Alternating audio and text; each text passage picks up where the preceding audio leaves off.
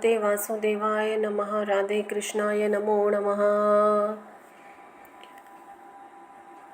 पंचम अंश अध्याय दूसरा, भगवान के गर्भ प्रवेश तथा देवगण द्वारा देवकी की स्तुति। अच्युतम केशवाय नमो नमः। हर हर महादेव। जय जय सिया राम की। राम भक्त हनुमान जी महाराज की जय हो। छाया पुत्र शनि महाराज की जय हो। श्री पराशर जी बोले, हे मैत्रेय, देव देव श्री विष्णु भगवान ने जैसा कहा था उसके अनुसार जगत रात्रि योग माया ने 6 गर्भों में देवकी के उदर में स्थित किया। सातवें को उसमें से निकाल दिया। इस प्रकार 7वें गर्भ में रोहिणी के उदर में पहुंचने जाने पर श्री हरि ने 3 लोकों का उद्धार करने की इच्छा से देवकी के गर्भ में प्रवेश किया। भगवान परमेश्वर के आज्ञानुसार योग माया भी उसी दिन यशोदा के गर्भ में स्थित की। हे द्विज, विष्णु अंश के पृथ्वी में पधारने पर आकाश में ग्रहगण ठीक ठीक गति से चलने लगे। ऋतुगण भी मंगलमय होकर शोभा पाने लगे। उस समय अत्यंत तेज से दीप्तिमान देवकी को कोई भी देख नहीं सकता था। उसे देखकर दर्शकों का चित्त थकित हो जाते थे। तब देवतागण अन्य पुरुष तथा स्त्रियों में दिखाई न देते हुए अपने शरीर में गर्भ रूप से भगवान विष्णु को धारण करने वाली देवकी जी की अहरनाश स्तुति करने लगे। देवता बोले, हे शोभिणे,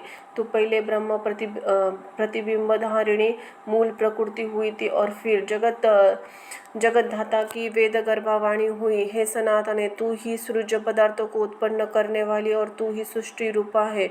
तू ही सबकी बीज स्वरूपा यज्ञमयी वेद त्रयी हुई है। तू ही फलमय यज्ञ क्रिया और यज्ञमयी अरिणी है तथा तू ही देव माता अदिति देव प्रसूदिति है। तू ही दीनकारी प्रभा और ज्ञानप्रभा गुरु सुश्रवा है। तू ही ज्ञानमयी परिणति है और विनय संपन्न लज्जा है। तू ही काममयी इच्छा संतोषमयी तुष्टि है। बोधगर्भा प्रज्ञा धैर्य धारिणी धृति है। ग्रह नक्षत्र तारंगणों को तारण कराने वाला तथा वृष्ट आदि इस अखिल विश्व का कारण शुभ आकाश तू ही है। जगतदात्री देवी, ये सब तथा और सहस्त्र असंख्य विभूतियाँ इस सब तेरे उदर में स्थित है। हे शुभे, समुद्र पर्वत नदी द्वीप वन और नगरों से सुशोभित तथा ग्राम खरवट और खेटा आदि से संपन्न पृथ्वी संपूर्ण अग्नि और जल समस्त वायु ग्रह नक्षत्र तारागणों से चित्रित तथा सैकड़ों विमाना से पूर्ण सबको अवकाश देने वाला आकाश भूलोक स्वलोक तथा महजन तप ब्रह्मलोक पर्यंत संपूर्ण ब्रह्मांड तथा उसके अंतर्वर्ती देव असुर गंधर्व चारण नाग यक्ष राक्षस प्रेत गुह मनुष्य पशु और अनन्य जीव। हे यशस्विनी, वे अपने अत्यंत गर्द होने के कारण श्री अनंत स्वर्गगामी सर्वभावन तथा जिनके रूप कर्म स्वभाव तथा बाल तत्व महत्व आदि समस्त परिणाम परिच्छेद के विषय में नहीं हो सकते, वे ही श्री भगवान विष्णु तेरे गर्भ में स्थित है। तू ही स्वहा, तू स्वधा विद्या सुधा आकाश स्थिता ज्योति, संपूर्ण लोकों की रक्षा के लिए तूने पृथ्वी में अवतार लिया है। हे देवी, तू प्रसन्न हो। हे शुभे, तू संपूर्ण जगत का कल्याण कर। जिसने इस संपूर्ण जगत को धारण किया है, इस प्रभु को तू प्रतिपूर्वक अपने गर्भ में धारण कर। इति श्री विष्णु पुराणे पंचम अंश में द्वितीय अध्याय यहाँ समाप्त हुआ। तीसरा अध्याय भगवान का आविर्भाव तथा योग माया द्वारा कंस की वचना। श्री ओम नमो भगवते वासुदेवाय नमः। श्री पराशर जी बोले, हे मैत्रेय, देवताओं के इस प्रकार स्तुति की जाती हुई देवकी जी ने संसार के रक्षा के कारण भगवान पुंडराक्षी को गर्भ में धारण किया। तदनंतर संपूर्ण संसार रूप कमल को विकसित करने के लिए देवकी रूप पूर्व संध्या में महात्मा अच्युतम सूर्यदेव का आविर्भाव हुआ। चंद्रमा की चांदनी समान भगवान जन्मदिन संपूर्ण जगत को आह्लादित करने वाला हुआ। उस दिन सभी दिशाएं अत्यंत निर्मल हो गई। श्री जनार्दन के जन्म लेने पर संत जनों के परम संतोष हुआ। प्रचंड वायु शांत हो गया तथा नदियां अत्यंत स्वच्छ हो गई। समुद्रगण अपनी घोष से मनोहर बाजे बजने लगे, गंधर्व राज गान करने लगे, अप्सराएं नाचने लगी। श्री जनार्दन के प्रसन्न होने पर आकाशमयी देवगण पृथ्वी पर पुष्प बरसाने लगे तथा शांत हुए यज्ञ अग्नि फिर प्रज्वलित हुए। हे द्विज, अर्धरात्रि के समय सर्वाधार भगवान जनार्दन आविर्भूत होने पर पुष्प वर्षा करते हुए मेघगण मंद मंद गर्जना करने लगे। उन्हें खिले हुए कमल दल की सी आभा वाले चतुर्भुज वृक्षस्थल में श्री वत्स्य चिन्ह सहित उत्पन्न हुए देख आनंद दुमदुमी वासुदेव स्तुति करने लगे। हे द्विजतम, महामति वासुदेव ने प्रसन्नयुक्त वचनों से भगवान की स्तुति कर कंस से भयभीत रहने कारण इस प्रकार निवेदन किया। वासुदेव जी बोले, हे देव देवेश्वर, यद्यपि आप साक्षात परमेश्वर प्रकट हुए, तथापि हे देव, मुझ पर कृपा करके अपने इस शंख चक्रधारी दिव्य रूप का उपसंहार कीजिए। हे देव, यहाँ पता लगते ही आप मेरे इस ग्रह में अवतीर्ण हुए हैं। कंस इसी समय मेरा सर्वनाश कर देगा। देवकी जी बोली, मैं तो जो अनंत रूप और अखिल विश्व रूप है, जो गर्भ में स्थित होकर अपने शरीर से संपूर्ण लोगों को धारण करता है तथा अपनी माया से बाल रूप धारण किया है, वे देव हम पर प्रसन्न हो। सर्वोत्तम, आप अपने इस चतुर्भुज रूप का उपसंहार कीजिए। भगवान, यह राक्षसों के अंश से उत्पन्न कंस आपके इस अवतार का वृत्तांत न जानने पाए। श्री भगवान बोले, देवी, पूर्व जन्म में तूने जो पुत्री की कामना से मुझसे पुत्र रूप में उत्पन्न होने की प्रार्थना के लिए प्रार्थना की थी, आज मैंने तेरे गर्भ से जन्म लिया है, इससे तेरी वह कामना पूर्ण हो गई है। श्री पराशर जी बोले, हे मुनि श्रेष्ठ, ऐसा कहकर भगवान मौन हो गए तथा वासुदेव जी भी उन्हें उस रात्रि में ही लेकर बाहर निकले। वसुदेव जी बाहर जाते समय कारागृह में आए और मथुरा के द्वारपाल योग निद्रा के प्रभाव से अचेत हो गए। वो उस रात्रि के समय वर्षा करते समय मेघों की जलराशि अपने फनों से रोककर श्री शेष जी अनंक धूमधूमनी से पीछे चले। भगवान विष्णु को ले जाते हुए वासुदेव नाना प्रकार से सैकड़ों भौरों से भरी हुई अत्यंत गंभीर यमुना जी को घुटनों तक रखकर पार कर गए। उन्होंने वहां यमुना जी के तट पर ही कंस को कर देने के लिए आए हुए नंद और वृद्ध गोपों को दिखा। हे मैत्रेय, इसी समय योग निद्रा के प्रभाव से सब मनुष्य मोहित हो जाने पर मोहित हुई यशोदा ने भी उस कन्या को जन्म दिया। तब अतिशय कांतिमान वसुदेव जी भी उस बालक को सुलाकर उस कन्या को लेकर तुरंत ही यशोदा के शयन घर से चले आए। जब यशोदा के जागने पर देखा तो उसने एक नील कमल दल के समान श्याम वर्ण पुत्र उत्पन्न हुआ है, तो उसे अत्यंत प्रसन्नता हुई। इधर वासुदेव जी कन्या को लेकर अपने महल में देवकी के शयन ग्रह में सुला दिया और पर्वत व्रत स्थित हो गए। हे द्विज, तदनंतर बालक को रोने का शब्द सुनकर कारागृह रक्षक सहसा उठ खड़े हुए और देवकी के संतान उत्पन्न होने का वृत्तांत कंस को सुना दिया। यह सुनते ही कंस ने तुरंत जाकर देवकी के रुदे हुए कंठ से छोड़ ऐसा कहकर रोकने पर उस बालिका को पकड़ लिया और उसे एक शिला पर पटक दिया। उसके पटकते ही आकाश में स्थित हो गई। उसने शस्त्र युक्त एक महान अष्टभुज रूप धारण कर लिया। तब उसने ऊंचे स्वर से अट्टहास किया और कंस ने रोषपूर्वक कहा, अरे कंस, मुझे पटकने से तेरा क्या प्रयोजन सिद्ध हुआ? जो तेरा वध करेगा तो उसके पहले ही जन्म ले लिया है।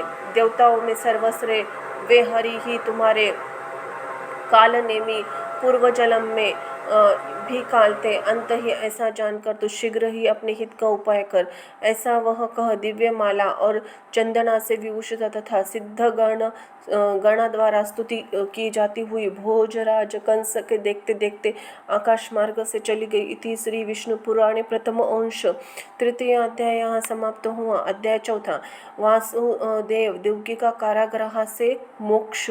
ओम नमो भगवते वासुदेवाय नमः। श्री पराशर जी बोले, तब कंस ने खिन्न चित्त से प्रलंब और केशी आदि समस्त मुख्य असुरों को बुलाकर कंस बोला, हे प्रलंब और हे महाभाव केशिन, हे धेनुक, हे पुतने तथा हे अरिष्ट अन्य सैन्य असुरगण, मेरे वचन सुनो। यह बात प्रसिद्ध हो रही है कि दुरात्मा देवताओं ने मेरे मारने के लिए कोई यज्ञ किया है, किंतु मैं वीर पुरुष अपने वीर्य से सताए हुए इन लोगों को कुछ भी नहीं गिनता हूँ। अल्पवीर्य इंद्र, अकेले ही घूमने वाले महादेव अथवा छिद्र असावधानी का समय ढूंढकर दैत्यों का वध करने से विष्णु से उनका क्या कार्य सिद्ध हो सकता है। मेरे बाहुबल से दलित आदित्यों, अल्पवीर्यों वसुगणों, अग्नियों अथवा अन्य समस्त देवताओं भी मेरा क्या अनिष्ट हो सकता है। आप लोग ने क्या देखा नहीं था कि मेरे साथ युद्ध भूमि में आकर देवराज इंद्र वृक्ष स्थली में नहीं अपनी पीठ पर बाण की बौछार करता हुआ भाग गया था। इस समय इंद्र ने मेरे राज्य में वर्षा का होना बंद कर दिया था। उस समय क्या मेघों ने मेरे बाणों से विध्वंस होकर यथेष्ट जल नहीं बरसाया। हमारे गुरु शुशुर जरासंध को छोड़कर क्या पृथ्वी पर और सभी नृत्यगण मेरे बाहुबल से भयभीत होकर मेरे सामने सिर नहीं झुकाते। हे दैत्य श्रेष्ठगण, देवताओं के प्रति मेरे चित्त में अवज्ञा होती है, और हे वीरगण, उन्हें अपने मेरे वध का यज्ञ करते देखकर तो मुझे हंसी आती है। हे दैत्येंद्र, उन दुष्टों और दुरात्मा अपकारों के लिए मुझे और अधिक प्रयत्न करना चाहिए। अंत ही पृथ्वी में जो कोई यशस्वी और यज्ञ करता हो, उनका देवताओं को अपकार के लिए सर्वतः वध कर देना चाहिए। देवकी के गर्भ से उत्पन्न हुई बालिका ने यह भी कहा है कि वह मेरा भूतपूर्व प्रथम जन्म का काल निश्चित ही उत्पन्न हो चुका है। अंत आजकल पृथ्वी पर उत्पन्न हुए बालकों के विषय में विशेष सावधानी रखनी चाहिए। जिस बालकों का विशेष बल का उद्रेक हो, उसे यत्न पूर्वक मार डालना चाहिए। असुरों को इस प्रकार आज्ञा दे कंस ने कारागार में जाकर तुरंत ही वसुदेव और देवकी को बंधन से मुक्त कर दिया। कंस बोला, मैंने अब तक आप दोनों को बालकों को तो वृथा ही हत्या की, मेरा नाश करने के लिए तो कोई और ही बालक उत्पन्न हो गया है। अपितु आप लोग इसका कुछ दुख न माने, क्योंकि उन बालकों की होनहार ऐसी ही थी। आप लोग प्रारब्ध दोष से उन बालकों को अपने जीव से हाथ धोना पड़ा है। श्री पराशर जी बोले, हे द्विज श्रेष्ठ, उन्हें इस ढाढ़स बंधा और अपने बंधन से मुक्त कर कंस ने शंकित चित्त से अपने अंतःपुर में प्रवेश किया। इति श्री विष्णु पुराणे पंचम अंश चौथा अध्याय समाप्त। पांचवा अध्याय पूतना का वध। ओम नमो भगवते वासुदेवाय नमः। श्री पराशर जी बोले, बंदीगृह से छूटते ही वसुदेव नंद जी के छड़के के पास गए तो उन्हें इस समाचार से अत्यंत प्रसन्न देखा कि मेरा पुत्र का जन्म हुआ है। तब वासुदेव ने भी उन्हें आदरपूर्वक कहा, अब वृद्धावस्था में आपके पुत्र का मुख भी देख लिया है, यह बड़े भी सौभाग्य की बात है। आप लोग जिसलिए यहाँ आए थे वह राजा सारा वार्षिक कर दे चुके हैं, वह राजा का सारा वार्षिक कर चुके हैं। यह धनवान पुरुषों को और अधिक ठहरना चाहिए। आप लोग जिसलिए यहाँ आए थे वह कार्य पूरा हो चुका हो, तो अब अधिक किस लिए ठहरे हुए हैं? यहाँ देर तक ठहरना ठीक नहीं है। अंत ही है नंद जी, आप लोग शीघ्र ही अपने गोकुल को जाइए। वहाँ पर रोहिणी से उत्पन्न हुआ जो मेरा पुत्र है, उसकी भी आप उसी तरह रक्षा कीजिए जैसे अपने बालक की। वासुदेव जी के ऐसा कहने पर नंद आदि महाबलवान गोपगण छकड़ों में रखकर लाए हुए भांडों से कर चुकाकर चले गए। उनके गोकुल में रहते समय बालघातनी पूतना ने रात्रि के समय सोए हुए कृष्ण को गोदी में लेकर उनके मुख में अपना स्तन दे दिया। रात्रि के समय पूतना जिस बालक को मुख में अपना स्तन देती थी उसका शरीर तत्काल नष्ट हो जाता था। कृष्णचंद्र ने क्रोधपूर्वक उस स्तन को अपने हाथों से खूब दबाया, पकड़ लिया, उसके प्राणों के सहित पीने लगा। तब स्नायु बंधन के शिथिल हो जाने से पुतना घोर शब्द करते हुए मरते समय महाभयंकर रूप धारण कर पृथ्वी पर गिर पड़ी। उसके घोर नाद को सुनकर भयभीत हुए वज्रवासीगण जाग उठे और देखा कि कृष्ण पुतना की गोद में है, कृष्ण पुतना के गोद में है और वह मारी गई है। हे द्विजतम, तब भयभीता यशोदा ने कृष्णा को गोदी में लेकर गौओं की पूंछ से झाड़कर बालक का ग्रह दोष निवारण किया। नंदगोप ने भी आगे वाक्य कहकर विधिपूर्वक रक्षा करते हुए कृष्ण के मस्तक पर गोबर का चूर्ण लगाया। नंदगोप बोले, जिनकी नाभि से प्रकट हुए कमल से संपूर्ण जगत उत्पन्न हुआ, वे संपूर्ण भूतों के आदि स्थान श्री हरि तेरी रक्षा करे। जिनकी दाढ़ों के अग्र भाग पर स्थापित होकर भूमि संपूर्ण जगत को धारण करती है, वे वराह रूपधारी श्री केशव तेरी रक्षा करे। जिन विभु ने अपने नखों से शत्रु के वस्त्र स्थल को विदीर्ण कर दिया था, वे नरसिंह रूपी जनार्दन तेरी सर्वत्र रक्षा करे। जिन्होंने क्षण मात्र में ही सहस्त्र त्रिविक्रम रूप धारण किए करके अपने 3 पगों से त्रिलोकी का नाप लिया था, वे वामन भगवान तेरी सर्वत्र रक्षा करे। गोविंद तेरे सिर की, केशव तेरे कंठ की, विष्णु गुहा स्थान जठर की तथा जनार्दन जंघा और चरणों की रक्षा करे। तेरे मुख, बाहु, प्रबाहु, मन और संपूर्ण इंद्रियों के अखंड ऐश्वर्य से संपन्न अविनाशी श्री नारायण रक्षा करे। तेरे अनिष्ट करने वाले जो प्रेत, कुष्मांड और राक्षस हो, शंख, धनुष, चक्र और गदा धारण करने वाले विष्णु भगवान की शंख ध्वनि से नष्ट हो जाए।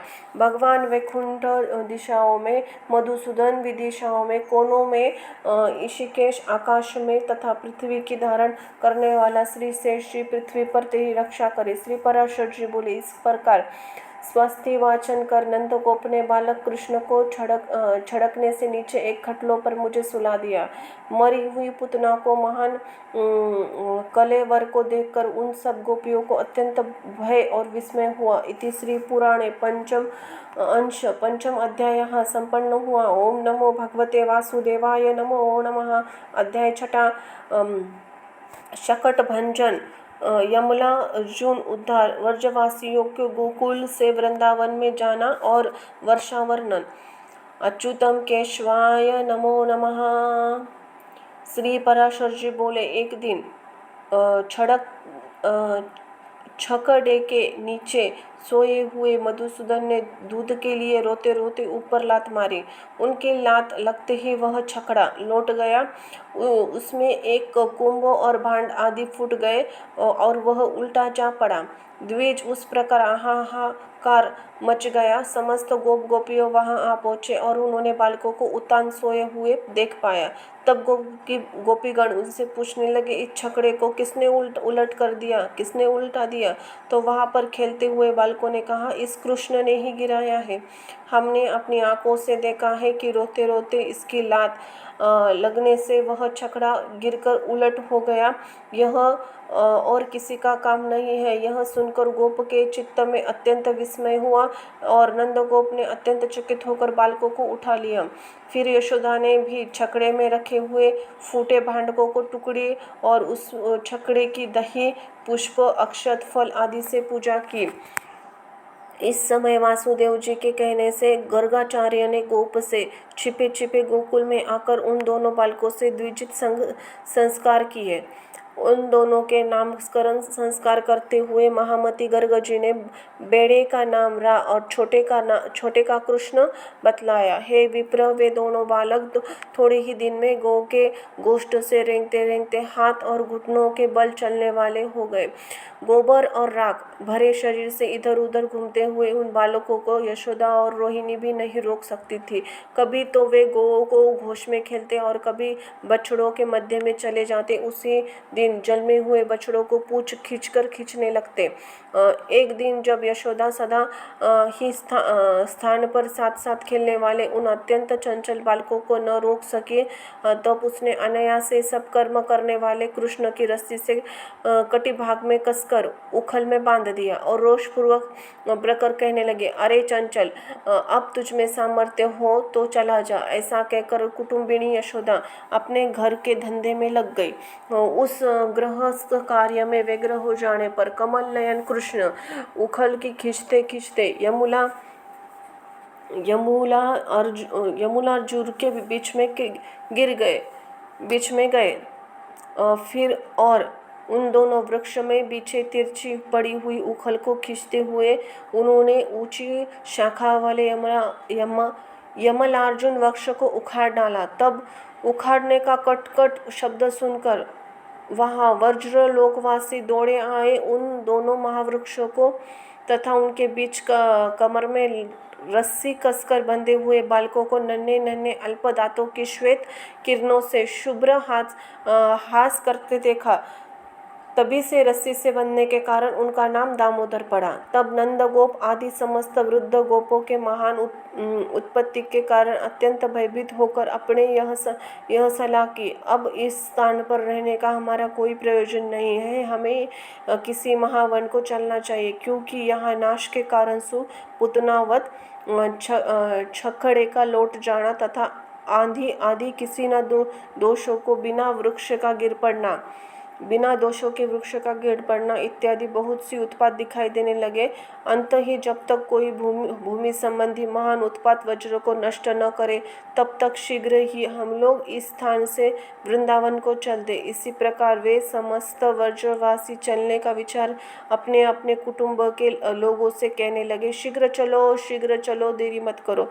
तब वे वज्रवासी वत्स्यपाल दल बांधकर एक ही क्षण में छेकड़ों और गौओं के साथ हाँकते हुए चल दिए। हे द्विज, वस्तुओं के अवशिष्टा से युक्त वह वज्रभूमि क्षण भर में ही काक तथा भास आदि पक्षियों से व्याप्त हो गया। तब लाल बिहारी भगवान कृष्ण ने गौओं की अभिवृद्धि की इच्छा से अपनी शुद्ध चित्त से नित्य वृंदावन धाम का चिंतन किया। इससे वे द्विजतम अत्यंत रुक्ष ग्रीष्म काल में भी वह वर्षा ऋतु के समान सब अत्यंत नविंदुप उत्पन्न हो गई। तब चारों और अर्धचंद्रकारों से छकड़ी की बाढ़ लेकर वे समस्त ब्रजवासी वृंदावन में रहने लगे। तदनंतर राम और कृष्ण बछड़े के रक्षक हो गए और एक स्थान पर रहकर गोष्ठों में बाल लीला करते हुए विचरने लगे। वे काक पक्षधारी दोनों बालक सिर पर मयूर पिच्छ का मुकुट धारण कर तथा वन्य पुष्पों में कर्णभूषण पवन गौला चित्तवंशी आदि के सब प्रकार के बाजों की ध्वनि करते हुए तथा पत्तों के बाजों से नाना प्रकार की ध्वनि निकालते हुए स्कंद से अंशभूत शाक विशाख कुमार के समान हंसते और खेलते हुए उस महावन में विरचने लगे। कभी एक दूसरे को अपने पीठ पर ले जाते हुए, कभी अन्य बाल ग्वाल घूमते रहते हुए वे बछड़ों के साथ चरते विचरते घूमते रहे। और इस प्रकार उस महावज्र में रहते उस समय बीतने पर वे निखिल लोकपालक वत्स्य 7 वर्ष के हो गए। तब मेघ समूह के आकाश के आच्छादित करता हुआ तथा अतिशय वीरधाओं से दिशाओं से एकरूप करता हुआ वर्षा काल आया। उसी समय दुर्वा के बढ़ जाने से वीर बहुहटियों से व्याप्त हो जाने के कारण पृथ्वी भी पद्यराग विभूषिता मरकतमयी सी जान पड़ती लगी। इसी प्रकार नया धन पाकर दुष्टों पुरुषों का चित्त उछल जाता है, उसी प्रकार नदियों का जल सब और अपना निर्दिष्ट मार्ग छोड़कर बहने लगा। जैसे मूर्खों की धृष्टतापूर्ण उक्तियों में अच्छे वक्ता की वाणी भी मलिन हो जाती है, वैसे ही मेघों का आच्छादित रहने के कारण निर्मल चंद्रमा भी शोभाहीन हो गया।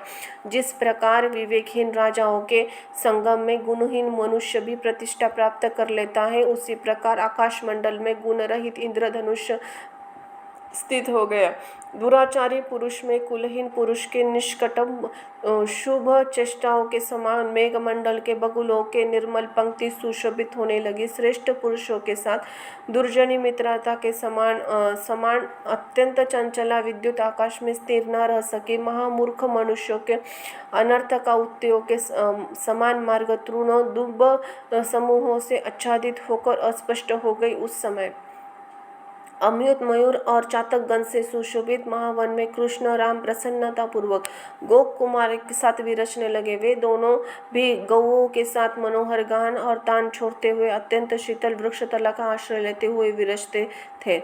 वे कभी तो कंदम पुष्पों के हार से विचित्र वेश बना लेते, तो कभी मयूर पीछों के माला से सुशोभित होते और कभी नाना प्रकार की पर्वतीय धातु से अपने शरीर को लिप्त कर लेते, तो कभी कुछ छिपकी लेने की इच्छा से पत्तियों के शैया पर लेट जाते, तो कभी मेघ की गर्जना पर हाँ हाँ करके कोलाहल मचाने लगते, कभी दूसरे गोपों के गाने पर आप दोनों प्रशंसा करते हुए और कभी बालकों उसी बांसुरी बजाते हुए मयूर की बोली का अनुकरण करने लगते। इसी प्रकार वे दोनों अत्यंत प्रीति के साथ नाना प्रकार के भावों से खेलते हुए प्रसन्न चित्त से उस वन में विरचने लगे। सायंकाल के समय वे महामली बालक तथा वन में योगायोग विहार करके अंतनंतर गो और ग्वाल बालकों के साथ ही व्रज में लौट जाते। इसी तरह वह अपने स्वयंवक गोपगणों के साथ देवताओं के समान क्रीड़ा करते हुए वे महातेजस्वी राम और कृष्ण वहां रहने लगे।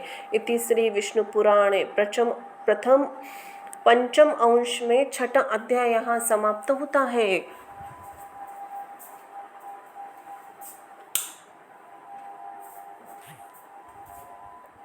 ओम नमो भगवते वासुदेवाय नमः। राधे कृष्णाय नमः। अध्याय 7वां कालीय दमन। ओम नमो राधे कृष्णाय नमः। श्री पराशर जी बोले, एक दिन राम को बिना साथ लिए कृष्ण अकेले ही वृंदावन को चले गए और वहाँ की वन्य पुष्पों की माला से सुशोभित हो गोपगणों से घिरे हुए विरचने लगे। घूमते घूमते वे चंचल तरंगों से शोभित यमुना के तट पर जा पहुंचे, जो किनारे फेन के इकट्ठे हो जाने से मानो सब ओर से हंस रही थी। यमुना जी, उन्होंने विष अग्नि से संतप्त जलाने वाला महाकालिया नाग महाभयंकर कुंड देखा। उसकी विषाग्नि के प्रवाह से किनारे के वृक्ष जल गए थे और वायु के थेपड़ों से उछलते हुए जल किरणों का स्पर्श होने से पक्षीगण दग्ध हो जाते थे। मृत्यु के अपर मुख के समान महाभयंकर कुंड को देखकर भगवान मधुसूदन ने विचार किया, इसमें दुष्ट आत्मा कालिया नाग रहता है, जिसका विष शस्त्र है, और जो दुष्ट मुझे अर्थात मेरी विभूति गरुड़ से पराजित हो समुद्र को छोड़कर भाग आया है, इसने इस समुद्रगामी संपूर्ण यमुना को दूषित कर दिया है। अब इसका जल प्यासे मनुष्य को और गौओं को की भी काम नहीं आता। अंत ही मुझे इस नागराज का दमन करना चाहिए, जिससे वज्रलोक निर्भय होकर सुखपूर्वक रह सके। इन कोमा मार्गी दुरात्मा को शांत करना चाहिए। इसलिए ही तो मैंने इस लोक में अवतार लिया है।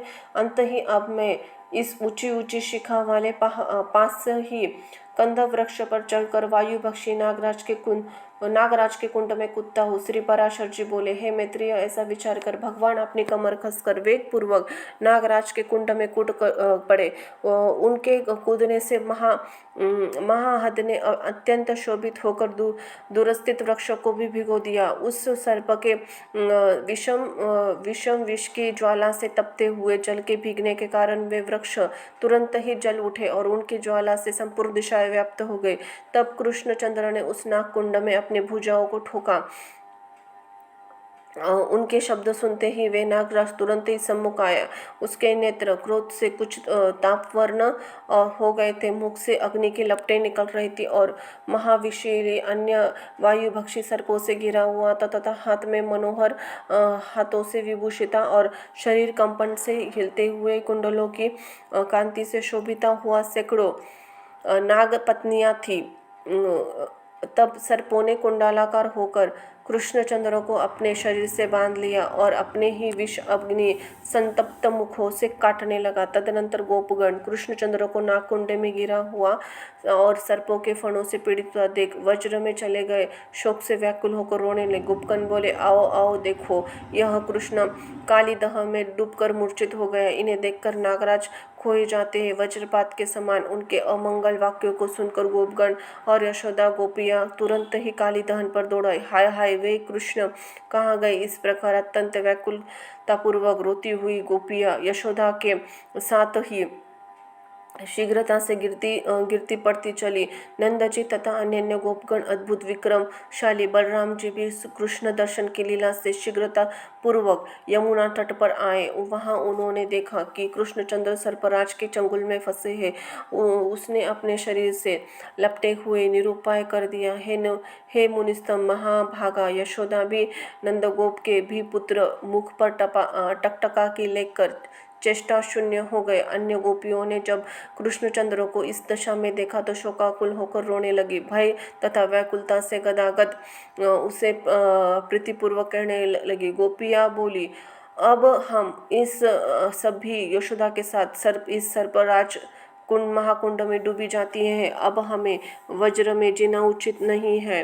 सूर्य के बिना एक दिन कैसा, चंद्रमा के बिना एक रात्रि कैसी, सांड के बिना गौवे क्या, ऐसे ही कृष्ण के बिना वज्र में भी क्या रखा है। कृष्ण के बिना साथ ही हम गोकुल में नहीं जाएंगे, क्योंकि इनके बिना वह जलहीन सरोवर के समान अत्यंत अवैभव और असभ्य है, जहाँ नील कमल दल के समान सी आभा वाली ये श्याम सुंदर हरि ही नहीं, उस मातृ मंदिरा से भी प्रति होना अत्यंत आश्चर्य ही नहीं। अरे, खिले हुए कमल दल वाले सुंदर कांति युक्त नेत्रों वाले श्रीहरि देखे बिना अत्यंत दीन हुई तुम किस प्रकार वज्र में रह सकोगे।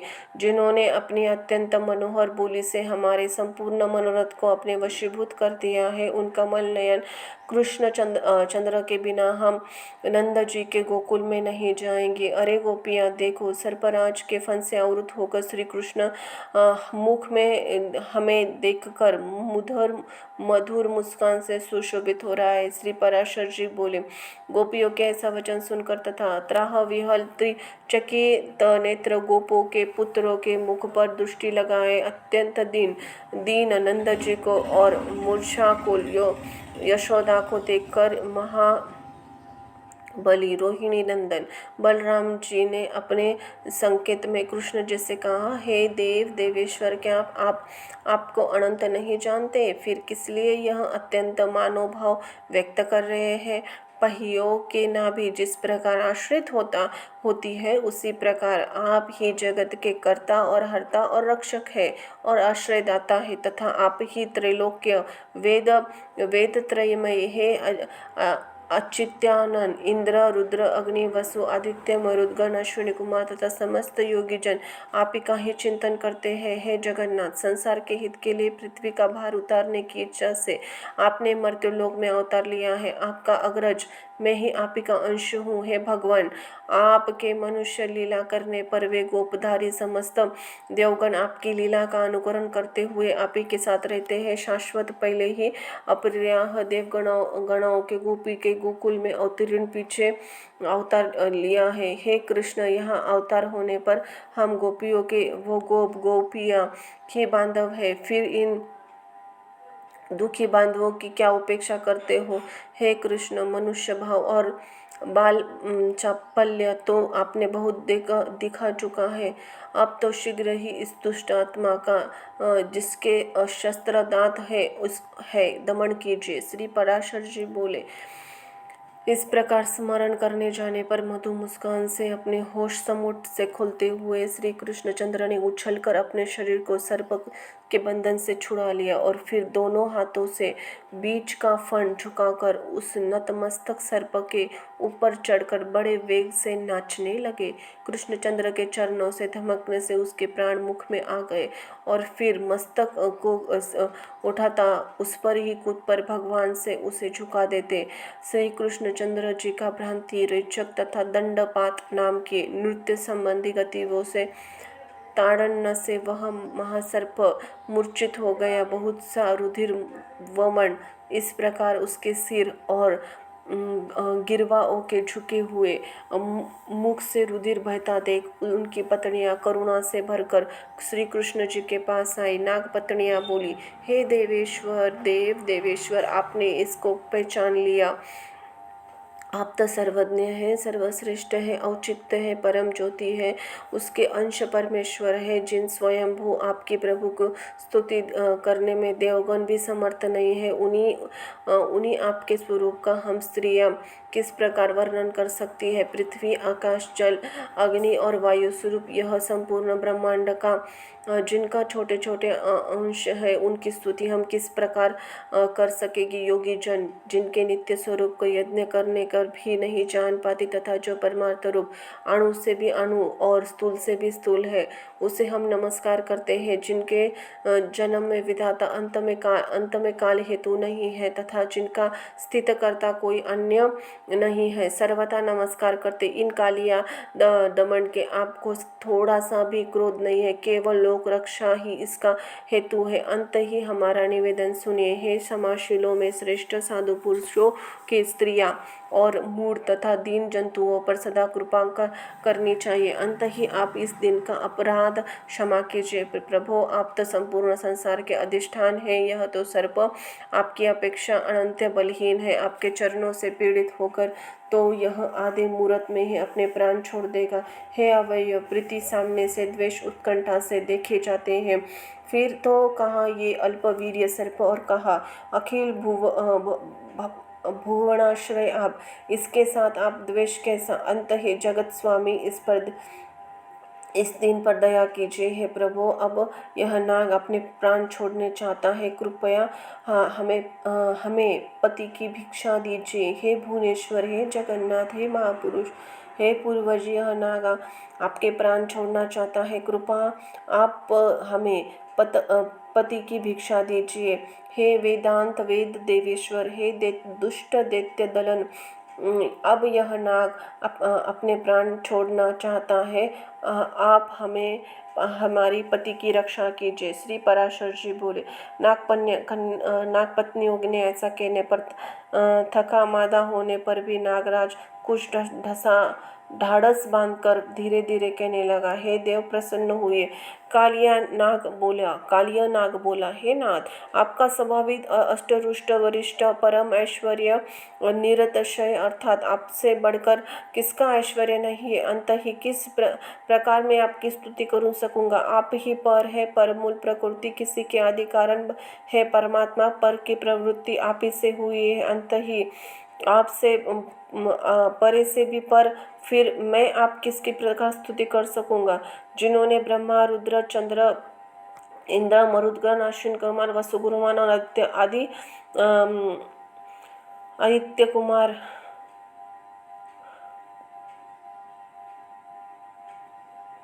यह संपूर्ण विश्व और जगत, जिसके काल्पनिक अवयव का सूक्ष्म अवयवंश मात्र है, जिन मैं किस प्रकार स्तुति करूंगा। जिन सत कार्य स्वरूप के वास्तविक रूप में जिस ब्रह्मा आदि देवेश्वर का नहीं जानते, आपकी मैं किस प्रकार की स्तुति कर सकूंगा। जिनकी पूजा ब्रह्मा आदि देवगण नंदवन के पुष्प, गंध, अनुलेपन आदि के कार्य से करते, उन आपकी मैं किस प्रकार से पूजा कर सकता हूँ।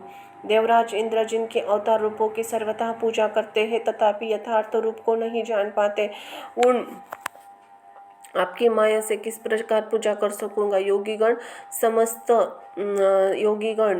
अपनी समस्त इंद्रियों के द्वारा इंद्रियों को उनके विशेष में खींचकर जिनके ध्यान द्वारा पूजन करते हैं, उन आपकी मैं किस प्रकार पूजा कर सकता हूँ। जिन प्रभु के स्वरूप के चित्त में भावना करके योगी जन भावमय पुष्प आदि से ध्यान द्वारा उपासना करते हैं, उनमें आपकी किस प्रकार पूजा कर सकता हूँ। हे देवेश्वर, आपकी पूजा अथवा स्तुति करने में मैं सर्वतः असमर्थ हूँ। मेरी चित्तवृत्ति तो केवल आप में ही कृपा की ओर लगी हुई है। अंत ही आप मुझ पर प्रसन्न हुए हैं। केशव, मेरा जिसमें जन्म हुआ है वह सर्प जाति अत्यंत क्रूर है, यह मेरा जातीय स्वभाव है। हे अच्युत, मेरा इसमें कोई अपराध नहीं है। इस संपूर्ण जगत की रचना और संहार आप ही करते हैं। संसार के रचना के साथ उसकी जाति रूप स्वभाव को भी आप ही बनाते हैं। हे ईश्वर, अपने मुझे जाति रूप स्वभाव से युक्त करके जैसा बनाया, उसी के अनुसार मैंने यह चेष्टा भी की है। हे देव, मेरा यदि आचरण विपरीत तब तब तो अवश्य कथानुसार मुझे दंड देना उचित है, तथापि हे जगतवत्स्य जगत स्वामीन, आपको मुझ अज्ञान को दंड दिया है, वह आपसे मिला हुआ दंड मेरे लिए कहीं अच्छा है, किंतु दूसरे का वर भी अच्छा नहीं है। हे अच्युत, आपने मेरे पुरुषार्थों विष को नष्ट करने के लिए मेरा भली प्रकार मान मर्दन कर दिया है। अब केवल मुझे प्राणदान दीजिए और मुझे आज्ञा कीजिए कि मैं क्या करूं। श्री भगवान बोले, हे सर्प, अब तुझे इस यमुना जल में नहीं रहना चाहिए। तो शीघ्र ही अपने पुत्र परिवार के सहित समुद्र के जल में चला जा। तेरे मस्तक पर मेरे चरण चिन्हों को देखकर समुद्र में रहते हुए सर्पों का शत्रु गरुड़ भी तुझ पर प्रहार नहीं करेगा। श्री पराशर जी बोले, सर्पराज कालिया के ऐसा कहने पर भगवान हरि ने उसे छोड़ दिया। वह उन्हें प्रणाम करके समस्त प्राणियों को देखते देखते अपने सेवक पुत्र बंधु स्त्रियों के सहित उस कुंड को छोड़कर समुद्र को चला गया। सर्प के चले जाने पर गोपगण लौटे हुए मृत पुरुष के समान कृष्ण चंद्र को आलिंगन कर प्रतिपूर्वक उन्हें मस्तक से नेत्र जल से भिगोने लगे। कुछ अन्य गोपगण यमुना को स्वच्छ जल वाली देख प्रसन्न होकर लीला विहारी कृष्णचंद्र को विस्मित चित्त से स्तुति करने लगे। तदनंतर उत्तम चरित्रों के कारण गोपियों में गयमान और गोपों से प्रशंसित होते हुए हरि कृष्णचंद्र वज्र में चले गए। इति श्री विष्णु पुराणे पंचम अंश में 7वां अध्याय यहाँ समाप्त होता है। अध्याय 8वां। ओम नमो भगवते वासुदेवाय नमः। धेनुकासुर का वध।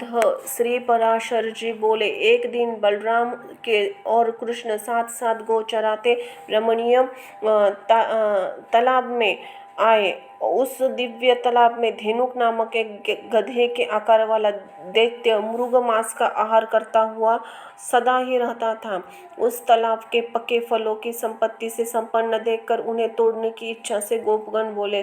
गोपों ने कहा, भैया राम और कृष्ण, इस भूमि प्रदेश की रक्षा धेनुकासुर करता है, इसलिए यहाँ पके फल लगे हुए हैं। अपनी गंध से संपूर्ण दिशाओं को अमोदित करने वाले ताल फल देखो। हमें तो बड़े खाने की इच्छा है, यदि आपको अच्छा लगे तो थोड़े से झाड़ दीजिए। श्री पराशर जी बोले। गोप कुमार के ये वचन सुनकर बलराम जी ने कहा, ऐसा ही करना चाहिए। यह कहकर फल गिरा दिए। पीछे कुछ फल कृष्णचंद्र ने भी पृथ्वी पर गिराए। गिरते हुए फलों को शब्द सुनकर वह दुर्भव और दुरात्मा गर्दवान उस क्रोधपूर्वक दौड़ आया और उस महाबलवान असुर ने अपने पिछले 2 पैरों से बलराम जी से छाती में लात मारी। बलराम जी ने उन पैरों को पकड़ लिया और आकाश में घुमाने लगा। जब वह निर्जीव हो गया तो उसे अत्यंत वेग से उस ताल वृक्ष पर ही लात दे दी। उसे गधे ने गिरते गिरते उस ताल वृक्ष से बहुत से फल इस प्रकार गिरा दिए जैसे प्रचंड वायु बादलों को गिरा देता है।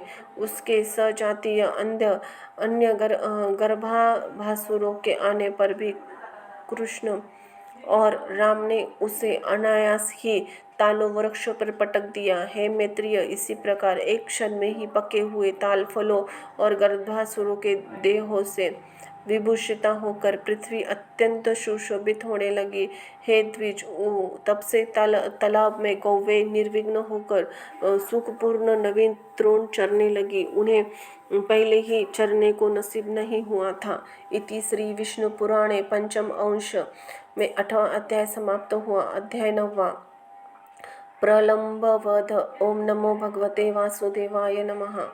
श्री पराशर जी बोले, अपनी अनुचरित उस गर्दभासुर के मारे जाने पर वह सुरम्य तालवन गोप और गोपियों के लिए सुखदायक हो गया। तदनंतर धेनासुर को मारकर वे दोनों वसुदेव पुत्र प्रसन्न वन से भांडीर नामक वटवृक्ष के तले आए। कंधे पर गौ बांधने से रस्सी डाले और वनमालाओं से विभूषित हुए दोनों महात्मा बालक सिंह नाद करते गाते वृक्षों पर चढ़ते दूर तक गौवे चराते तथा उनका नाम ले लेकर पुकारते नए सिंगों वाले बछड़ों के समान सुशोभित हो गए। दोनों ने वस्त्र क्रमशः सुनहरे और श्याम रंग से सिंगे हुए इंद्रधनुष युक्त श्वेत और श्याम मेघ के समान जान पड़ते थे। वे समस्त लोकपालों के प्रभु पृथ्वी पर अवतीर्ण होकर नाना प्रकार की लौकिक लीलाओं से परस्पर खेल करते रहे। मनुष्य धर्म में तत्पर रहकर मनुष्य का सम्मान करते हुए मनुष्य जाति के गुणों की क्रीड़ा करते हुए वन में कुचल रहे थे। वे दोनों महाबली बालक जो झूला में झूलकर कभी परस्पर मल्लयुद्ध और कभी पत्थर फेंक कर नाना प्रकार के व्यायाम करते रहे। इसी समय उन दोनों खेलते हुए बालकों को उठा लेने की इच्छा से प्रलंब नामक दैत्य गोपवन में अपने छिपाकर वहां आया। दानव श्रेष्ठ प्रलंब मनुष्य न होने पर मनुष्य रूप धारण कर निशंक भाव से उन बालकों के बीच घुस गया। उन दोनों के असावधान का अवसर देखने उस दैत्य ने कृष्ण को तो सर्वथा अजय समझा। अंत ही उसने बलराम जी को मारने का निश्चय किया। तदनंतर वे समस्त ग्वाल बाल हरिणा क्रीड़ागण नामक खेलते हुए आपस में एक साथ खेलते हुए आपस में साथ दो बालक उठे। तब श्री दामा के साथ श्री कृष्ण, प्रलंब के साथ बलराम और इसी प्रकार अन्य गोपों के साथ और गालवाल होड़ बदलकर उछलते हुए चलने लगे। अंत में कृष्ण ने श्री दामा को, श्री राम जी ने, बलराम जी ने प्रलंब को तथा अन्य कृष्ण पक्षीय गोपों ने प्रतिपक्षीय हरा दिया। उसके खेल में जो बालक हारे गए थे वे सब जीतने वाले को अपने कंधों पर चढ़ाकर भांडीर वट तट ले जाकर वहां से लौट आए। किंतु प्रलंबुर अपने कंधे पर बलराम जी को चढ़ाकर चंद्रमा सहित मेघ के समान अत्यंत वेग से आकाश मंडल की ओर चल दिया। वह दानव श्रेष्ठ रोहिणी नंदन श्री बलभद्र जी को भार को सहन न कर सकने के कारण वर्षाकालीन मेघ के समान बढ़कर अत्यंत स्थूल शरीर वाला हो गया। तब माला आभूषण धारण किए, सिर पर मुकुट पहने, गाड़ी के पहियों के समान भयानक नेत्रे वाले, पाद प्रहार से पृथ्वी का कंपायमान करते हुए तथा दंग पर्वत के समान आकार वाले उस दैत्य को देखकर उस निर्भय राक्षस के द्वारा ले जाए जाते हुए बलभद्र जी ने कृष्णचंद्र से कहा, भैया कृष्ण देखो, छंद पूर्वक गोप वेश धारण करने वाला कोई पर्वत के समान महाकाय दैत्य मुझे हरे ले जाता है। हे मधुसूदन, अब मुझे क्या करना चाहिए यह बताओ। यह देखो, ये दुरात्मा बड़ी शीघ्रता से दौड़ते जा रहा है। श्री पराशर जी बोले। तब रोहिणी नंदन के बलवीर्य को जानने वाले महात्मा श्री कृष्ण ने मधुर मुस्कान से अपने ओष्ठ समुट को खोलते हुए उन बलराम जी से कहा। श्री कृष्णचंद्र बोले, इस सर्वात्मा आप संपूर्ण गुरुत्व पदार्थों में अत्यंत गुह्य स्वरूप होकर यह स्पष्ट मानभाव अवलंबन कर रहे हैं। आप अपने उस स्वरूप का स्मरण कीजिए जो समस्त संसार के तथा कारण का भी पूर्ववर्ती और प्रलय काल में ही स्थित रहने वाला है। क्या आपको यह मालूम नहीं है कि आप मैं दोनों इस संसार के एकमात्र कारण है। पृथ्वी का भार उतारने के लिए मृत्यु लोक में आए हैं। हे अनंत, आपका आकाश आपका सिर है, मेघ आपके केश है, पृथ्वी आपके चरण है, अग्नि आपका मुख है, मन चंद्रमा है, वायु श्वास प्रश्वास है, चारों दिशाओं बाहु है। हे भगवान, आप महाकाय है, आपके सहस्त्र मुख और तथा सहस्त्र हाथ पांव और शरीर के भेद है। आप सहस्त्र ब्रह्मादिकों के आदि कारण है। मुनिजन आपका सहस्त्र प्रकार वर्णन करते हैं। आपके दिव्य स्वरूप को आपके अतिरिक्त और कोई नहीं जान सकता। यह समस्त देवगण आपके अवतार रूप की ही उपासना करते हैं। क्या आपको वंदित नहीं है?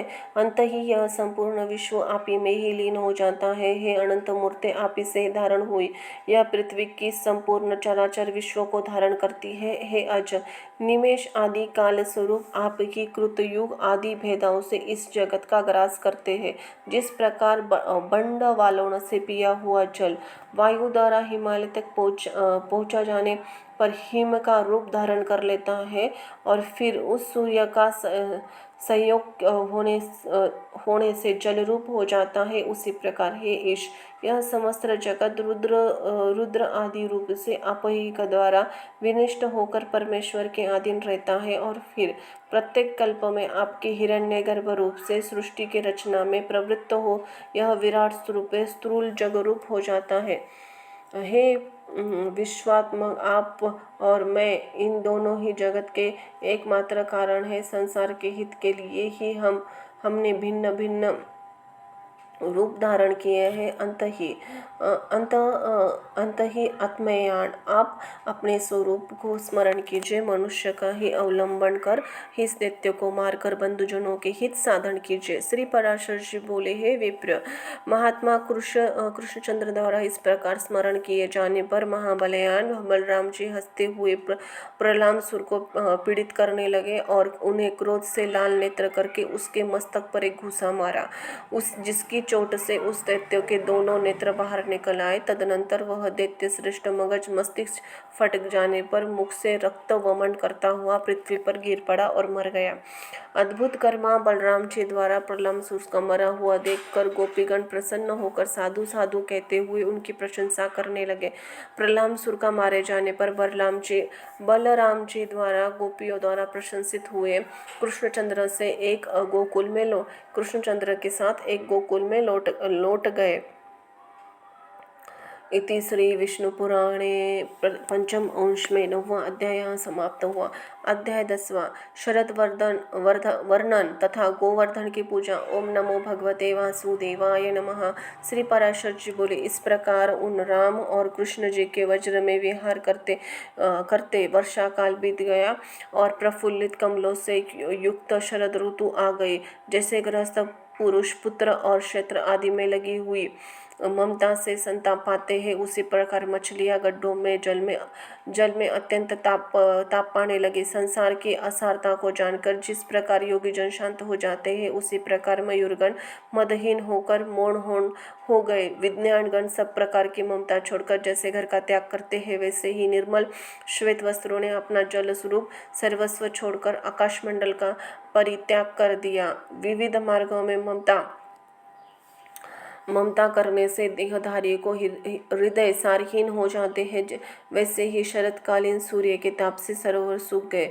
निर्मल चित्त से पुरुषों को मन जिस प्रकार ज्ञान द्वारा समता प्राप्त कर लेते हैं, उसी प्रकार शरतकालीन जलों के स्वच्छता के कारण कुमुर्दों से योग्य संबंध प्राप्त हो गया। जिस प्रकार साधु कुल में चरम देहधारी योगी सुशोभित होता है, उसी प्रकार तारका मंडल में मंडित निर्मल आकाशों से पूर्ण चंद्र विराजमान हुआ। जिस प्रकार क्षेत्र और पुत्र आदि में बढ़ी हुई ममता को विवेक जिन शैने त्याग देते हैं, वैसे ही जलशयों को धीरे धीरे अपने तट को छोड़ने लगा। जिस प्रकार अंतर्यामी से विचलित हुए कुयोगियों का क्लेश उन पुनः संयोग हो जाता है, उसी प्रकार पहले ही छोड़े हुए सरोवर को जल से हंस का पुनः संयोग हो गया।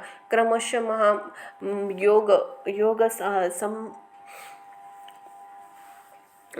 महायोग प्राप्त कर लेने पर जैसे यति निश्चल आत्मा हो गया, वैसे ही जल के स्थिर हो जाने से समुद्र निश्चल हो गया। जिस प्रकार सर्वगत भगवान विष्णु को ज्ञान ले पर मेधावी पुरुष के चित्त शांत हो जाते हैं, वैसे ही समस्त जलशियों के जल स्वच्छ हो गया। योग अग्नि द्वारा क्लेश समूह के नष्ट हो जाने पर जैसे योगियों के चित्त स्वच्छ हो जाते हैं, उसी प्रकार शीत के कारण मेघ की लीन हो जाने से आकाश निर्मल हो गया। जिस प्रकार अहंकार जनित महान दुखों को विवेक शांत कर देता है, उसी प्रकार सूर्य किरणों से उत्पन्न हुए ताप को चंद्रमा शांत कर देता है। प्रत्याहार इंद्रियों के उनके विषय से खींच लेता है, वैसे ही शरतकाल के आकाश से मेघों का पृथ्वी से धूलि का और जल से मल को दूर कर देता है। पानी के भर जाने के कारण मानो तालाब में जल पूरक कर चुकने पर पर अब स्थिर रहने के सूखने से रात दिन कुंभक एवं रेचक क्रिया द्वारा प्राणायाम का अभ्यास कर रहे हैं।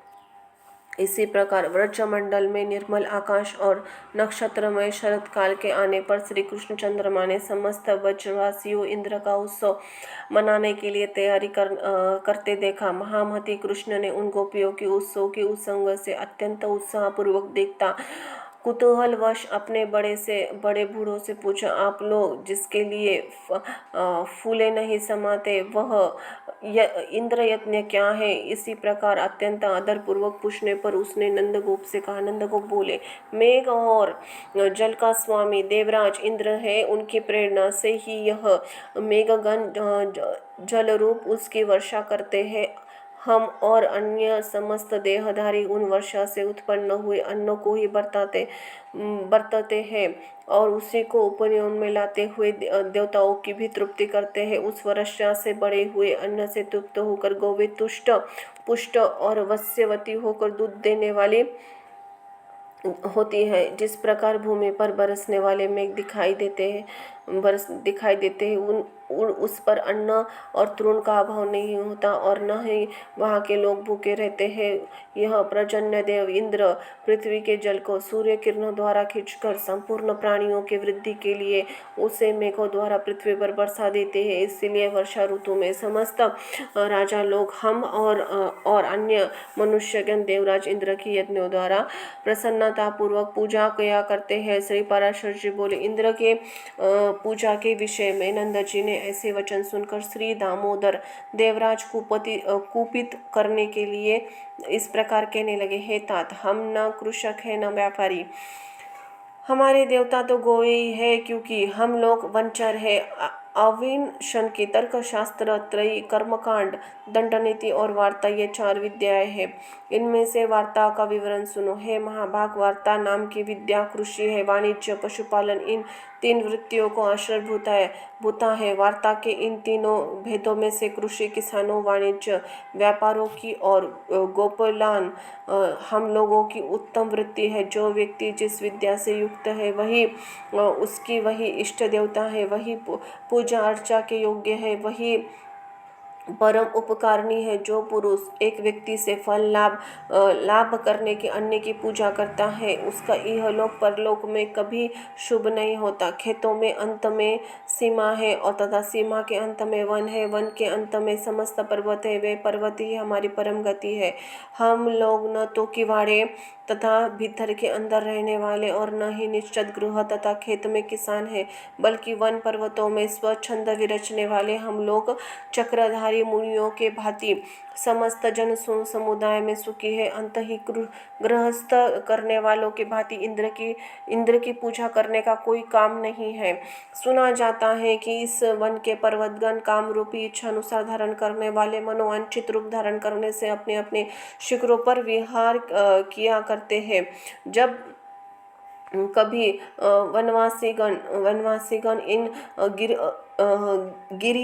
देवों को किसी तरह की बाधा पहुंचाते हैं तो वो सिंह आदि रूप धारण कर उन्हें मार डालती है। अंत ही आज से इस इंद्र यज्ञ के स्थान में गिरि यज्ञ अथवा गो यज्ञ का प्रचार होना चाहिए। हमसे इंद्र से क्या प्रयोजन? हमारे देवता तो गौवे और पर्वती है। ब्राह्मण लोग मंत्र यज्ञ तथा कृषगण शीर यज्ञ हल्का पूजन करते हैं। अंत ही पर्वत और वन में रहने वाले हम लोग का गिरि यंत्र और गो यंत्र करने चाहिए।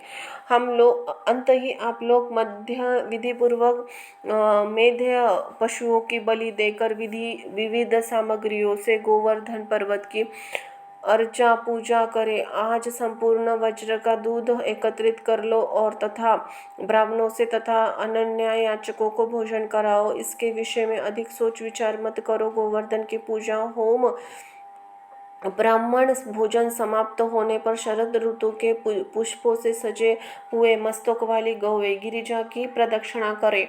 हे गोपगण, आप लोग भी यदि प्रतिपूर्वक मेरी इस सम्मति के अनुसार कार्य करेंगे तो इससे गौवों की गिरिराज और मुझको अत्यंत प्रसन्नता होगी। श्री पराशर जी बोले, कृष्णचंद्र के इन वाक्यों को सुनकर नंद और व्रजवासी गोपों के प्रसन्नता से खिले हुए मुख से साधु साधु कहा, अरे बोलो, इतना तुमने अपना जो विचार प्रकट किया है वो बड़ा ही सुंदर है। हम सब तो ऐसा ही करेंगे। आज गिरि यज्ञ किया जाए। तदनंतर उन ब्रजवासियों ने गिरि यज्ञ का अनुष्ठान किया। दही, खीर और मांस आदि से पर्वतराज को बलि दी। सैकड़ों हजारों ब्राह्मणों ने भोजन कराया। पुष्प चर्चित गौओं और सजल जलद धर के समान गर्जने वाले सांडों ने गोवर्धन की परिक्रमा की। हे द्विज, उस समय कृष्णचंद्र के पर्वत के शिखर पर अनन्य रूप से प्रकट होकर यह दिखलाते हुए, मैं मूर्तिगण गिरिराज हूँ। गोपियों श्रेष्ठ में चढ़ाए हुए व्यंजनों को ग्रहण किया। कृष्णचंद्र ने अपने निज रूप से गोपियों के साथ पर्वत के शिखर पर चढ़कर अपने ही स्वरूप का पूजन किया। तदनंतर उनके अंतर्धान होने पर गोपगण अपने अभिष्ट वर पाकर गिरि यज्ञ समाप्त करके फिर अपने गो अष्टों में चले गए। इति श्री विष्णु पुराणे पंचम अंश में 10वां अध्याय यहाँ समाप्त हुआ। अध्याय 11वां, इंद्र का कोप और श्री कृष्ण का गोवर्धन धारण। ओम नमो भगवते वासुदेवाय नमः। श्री पराशर जी बोले, हे मैत्रेय, अपने यज्ञ के रुक जाने से इंद्र ने अत्यंत रोषपूर्वक और संवर्तक नामक मेघों के दल से इस प्रकार कहा, अरे मेघों, मेरा यह वचन सुनो और मैं जो कुछ कहूँ उसे मेरी आज्ञाएं सुनो। बिना कुछ सोचे और विचारे तुरंत ही पूरा कर दो। देखो, अन्य गोपियों के सहित दुर्बुद्धि नंद गोपी ने कृष्ण की सहायता के बल से अंधा होकर मेरा यज्ञ भंग कर दिया है। कारण उन गौओं को तुम मेरी आज्ञा से वर्षा और वायु के द्वारा पीड़ित कर दो। मैं भी पर्वत शिखर के समान अत्यंत ऊंचे अपने ऐरावत हाथी पर चढ़कर वायु और जल छोड़ने के समय तुम्हारी सहायता करूंगा। श्री पराशर जी बोले, हे द्विज, इंद्र की ऐसा आज्ञा होने पर गौओं को नष्ट करने दिए मेघों की अति प्रचंड वायु वर्षा छोड़ दी है। मुने, उस समय एक ही क्षण में ही मेघों की छोड़ी हुई महान जलधारियों पृथ्वी, दिशाएं और आकाश एक रूप हो गए। मेघगण मानो विद्युलता रूप दंडघात से भयभीत होकर महान शब्द से दिशाओं को व्याप्त हुए मूसलधार पानी बरसने लगे।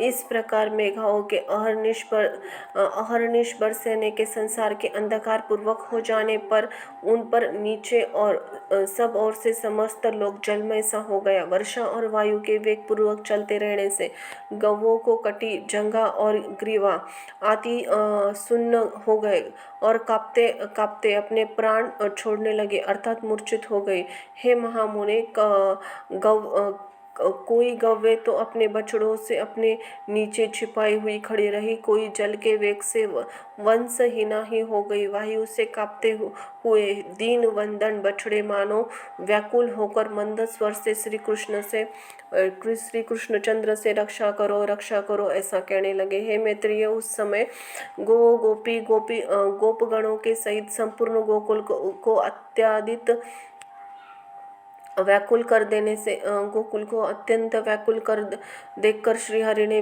विचारा, यज्ञ भंग के कारण विरोध मानकर यह सब करतूत इंद्र ही कर रहा है। अंत ही अब मुझे वज्र की रक्षा करनी चाहिए। अब मैं धैर्यपूर्वक बड़ी बड़ी शिलाओं से घनीभूत इस पर्वत को उखाड़ कर इसे एक बछड़े के छत्र के समान वज्र के ऊपर धारण करूंगा। श्री पराशर जी बोले, श्री कृष्ण चंद्र जी ने ऐसा विचार कर गोवर्धन को उखाड़ लिया। उसी लीलता से ही अपने एक हाथ पर उठा लिया। पर्वत उखाड़ लेने पर नंदन। श्री श्याम सुंदर ने गोपियों से हंसकर कहा, आओ शीघ्र ही इस पर्वत के नीचे आ जाओ, मैंने वर्षा से बचने का प्रबंध कर दिया। यहाँ वायुहीन स्थान में आकर सुखपूर्वक बैठ जाओ, निर्भय होकर प्रवेश करो, पर्वत के गिरने का आदि का भय मत करो। श्री कृष्ण चंद्र जी के ऐसा कहने पर जल की धाराओं से पीड़ित गोप और गोपियों के अपने बर्तन भांडाओं से छड़क में रखकर गौओं के साथ पर्वत के नीचे चले गए।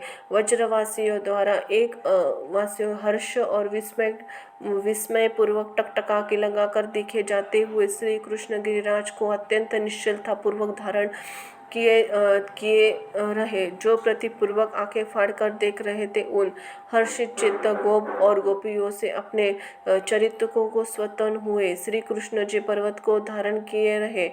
हे विप्र, गोप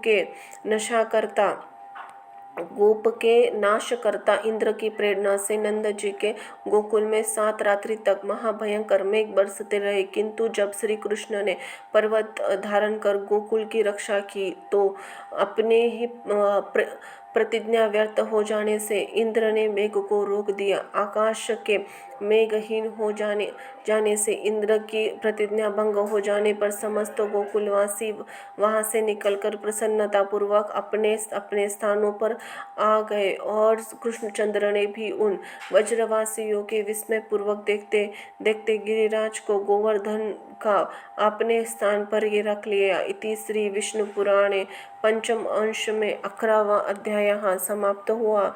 ओम नमो भगवते वासुदेवाय नमः। अध्याय 12वां शक्र कृष्ण संवाद कृष्ण स्तुति। ओम नमो भगवते वासुदेवाय नमः। श्री पराशर जी बोले, इस प्रकार गोवर्धन पर्वत का धारण और गोकुल की रक्षा हो जाने पर देवराज इंद्र को श्री कृष्ण जी का दर्शन करने की इच्छा हुई। अंत ही शत्रुजित देवराज गजरात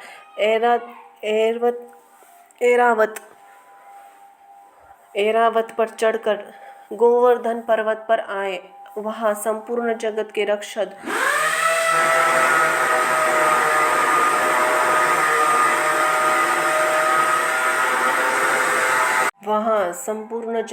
रक्षक गोप वेशधारी महाबलवान श्री कृष्ण चंद्र को ग्वालों के साथ गौवे चराते देखा। हे द्विज, उन्होंने यह भी देखा कि परिश्रेष्ठ गरुड़ अदृश्य भाव से उनके ऊपर अपने पंखों से उनकी छाया कर रहे हैं।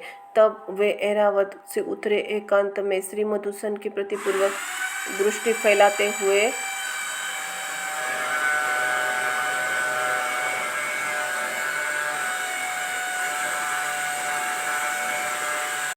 पक्षी श्रेष्ठ गरुड़राज अदृश्य भाव से उनके ऊपर रह के अपने पंखों से उनकी छाया कर रहे हैं। तब ऐरावत से उतर पड़े और एकांत में श्री मधुसूदन प्रीतिपूर्वक दृष्टि फैलाते हुए मुस्कुराकर बोले। इंद्र ने कहा, श्री कृष्णचंद्र, मैं जिसलिए आपके पास आया हूँ वह सुनिए। हे महाबाहो, आप इसे अन्यथा न समझे। हे अखिलाधार परमेश्वर, आपने पृथ्वी का भार उतारने के लिए ही पृथ्वी पर अवतार लिया है। यज्ञ भंग से विरोध मानकर ही मैंने गोकुल को नष्ट करने के लिए महामेघों की आज्ञा दी थी। उन्हीं ने यह संहार मचाया था, किंतु आपने पर्वत उखाड़ कर गौओं को बचा लिया है।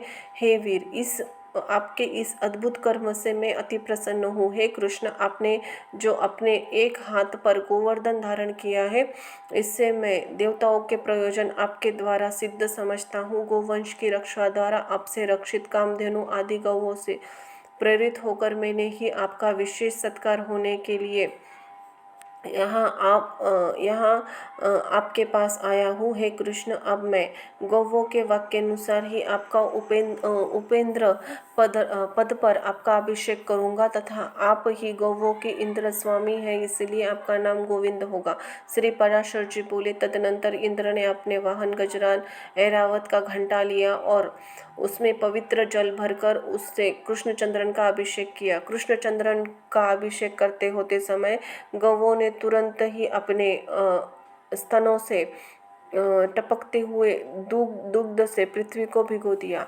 इसी प्रकार गौओं के कथनानुसार श्री जनार्दन को उपेंद्र पद पर अभिषिक्त कर सचिपति इंद्र ने पुनः प्रीति और विनय पूर्वक कहा, हे महाभाग, यह तो मैंने गौओं का वचन पूरा किया है। अब पृथ्वी के भार उतारने की इच्छा से मैं आपसे जो कुछ निवेदन करता हूँ वह सुनिए। पृथ्वी पर मैं, हे पुरुष सिंह अर्जुन नामक मेरे अंश ने पृथ्वी पर अवतार लिया है। आप कृपा करके उसकी सर्वथा रक्षा कीजिए। हे मधुसूदन, यह वीर पृथ्वी का भार उतारने में आपके साथ देगा। अंत ही आप उसके शरीर के समान ही रक्षा करें।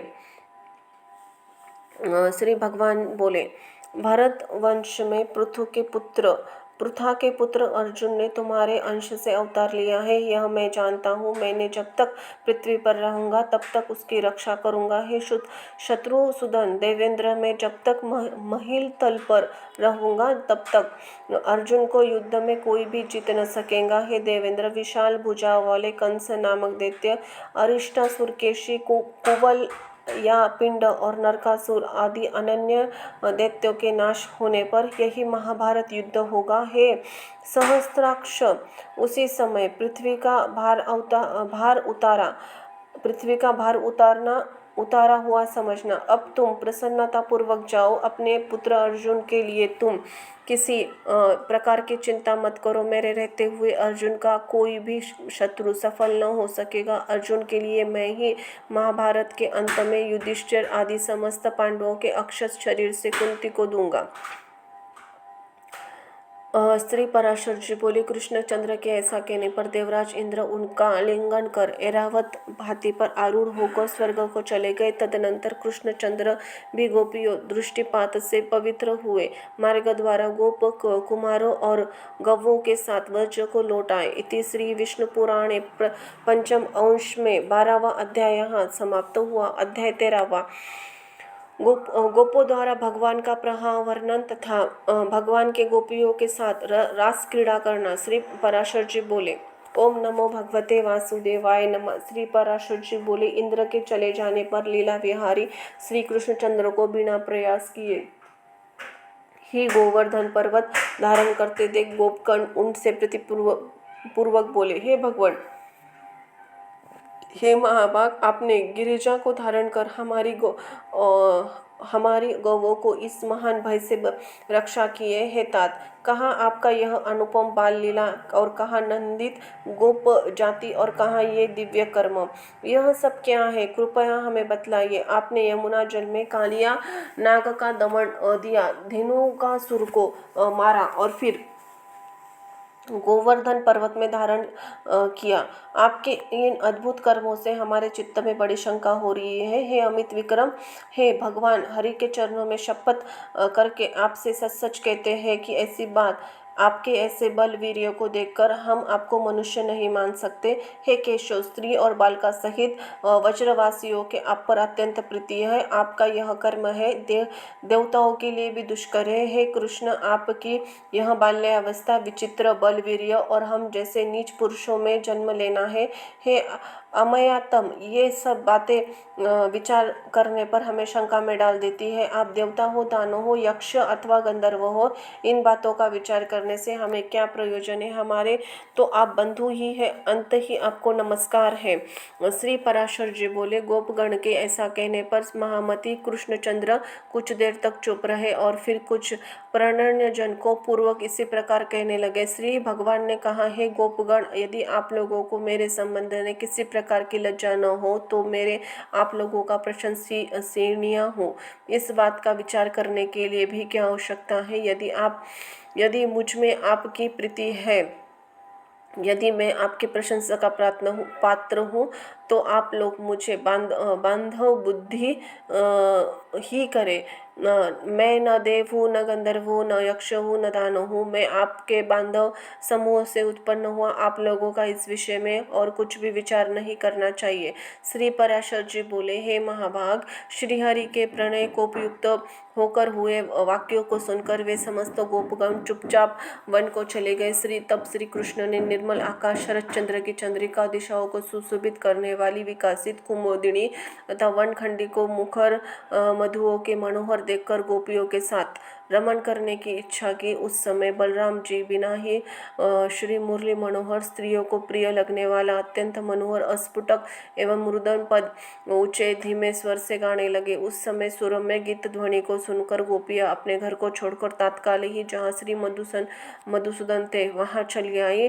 वहाँ आकर कोई गोपी तो उनके स्वर में ही स्वर मिलाकर धीरे धीरे गाने लगे और कोई मन ही मन उनका स्मरण करने लगे, हे कृष्ण ऐसा कहती हुई लज्जावश संकुचित हो गई और कोई प्रेम मंदिनी होकर तुरंत ही उनके पास जा खड़ी हुई। कोई गोपी बाहर गुरुजनों को देखकर उनके घर में ही रहकर आंख मूंद कर तन्मय भाव से श्री गोविंद का ध्यान करने लगी तथा कोई गोप कुपारी जगत के कारण पर ब्रह्मा श्री कृष्ण का चिंतन करते हुए मूर्छता अवस्था में प्राणपान के रुक जाने से मुक्त हो गई, क्योंकि भगवदा दा के विमल अथाह से उनकी समस्त पुण्य राशि क्षीण हो गए और भगवान की अप्राप्ति के महान दुखों से उसके समस्त पाप लीन हो गए। गोपियों से घिरे हुए रास के लिए उत्कंठित श्री गोविंद ने उस शरचंद्र सुशोभित रात्रि को ही रास करके सम्मानित किया। उस समय भगवान कृष्ण के अन्यत्र चले जाने पर कृष्ण के चेष्टा के अधीन हुए गोपियाँ युद्ध बनाकर वृंदावन के अंदर विचरने लगे। कृष्ण के निबंध चित हुए वे वज्रगणाएं परस्पर इस प्रकार वार्तालाप करने लगे। उसमें से एक गोपी कहती है, मैं ही कृष्ण हूँ, देखो कैसी सुंदर चाल चलता हूँ, तनिक गति तो देखो। दूसरी कहती है, कृष्ण तो मैं ही हूँ, आहा मेरा गाना सुनो। अन्य गोपियाँ भुजाएं ठोका कर बोलती है, अरे दुष्ट कालिया, मैं कृष्ण हूँ, तनिक तो ठहर जा। ऐसा कहकर कृष्ण के सारे चरित्रों का लीला पूर्वक अनुकरण करने लगती है। कोई और गोपी कहने लगती है, अरे गोपगण, मैंने गोवर्धन धारण किया है, तुम वर्षा से मत डरो, निशंक होकर इसके नीचे आकर बैठ जाओ। तो दूसरी कोई गोपी कृष्ण लीलाओं का अनुसरण करती हुई बोलने लगती है, मैंने धेनुकासुर को मार दिया है, अब यहाँ गौवे स्वच्छंद होकर विचरे। इस प्रकार समस्त गोपियाँ श्री कृष्ण की चंद्र की नाना प्रकार की चेष्टाओं में व्यग्र होकर साथ साथ अति सुरम्य वृंदावन के अंदर विरचने लगी। खिले हुए कमल जैसे नेत्रों वाली एक सुंदर गोपीगणा सर्वांगम पुलकित हो पृथ्वी को और देखकर कहने लगे, अरे ललितागामी कृष्णचंद्र के ध्वजा व्रज और अंकुश कमल आदि के रेखाओं से सुशोभित पद चिन्ह तो देखो, और देखो उनके साथ कोई पुण्यमती मदमाती और युवती भी आ गई है। उसके ये घने छोटे छोटे और पतले चरण चिन्ह दिखाई दे रहे हैं। यहाँ निश्चय ही दामोदर ने ऊंचे होकर पुष्यनयन किए हैं। उसी कारण यहाँ उन महात्मा के चरणों के केवल अग्रभाग ही अंकित हुए हैं। यहाँ बैठकर उन्होंने निश्चय ही किसी बड़भागिनी का पुष्पों से श्रृंगार किया है। अवश्य ही उसने अपने पूर्व जन्म में सर्वात्मा श्री कृष्ण की उपासना की होगी, और वह देखो पुष्प बंधन के समान से गविता होकर उसके मान करने पर श्री नंदन उसे छोड़कर मार्ग से चले गए। अरे सखिया, देखो यहाँ कोई नितम धार के कारण मंदगामिनी गोपी कृष्णचंद्र के पीछे आ गई।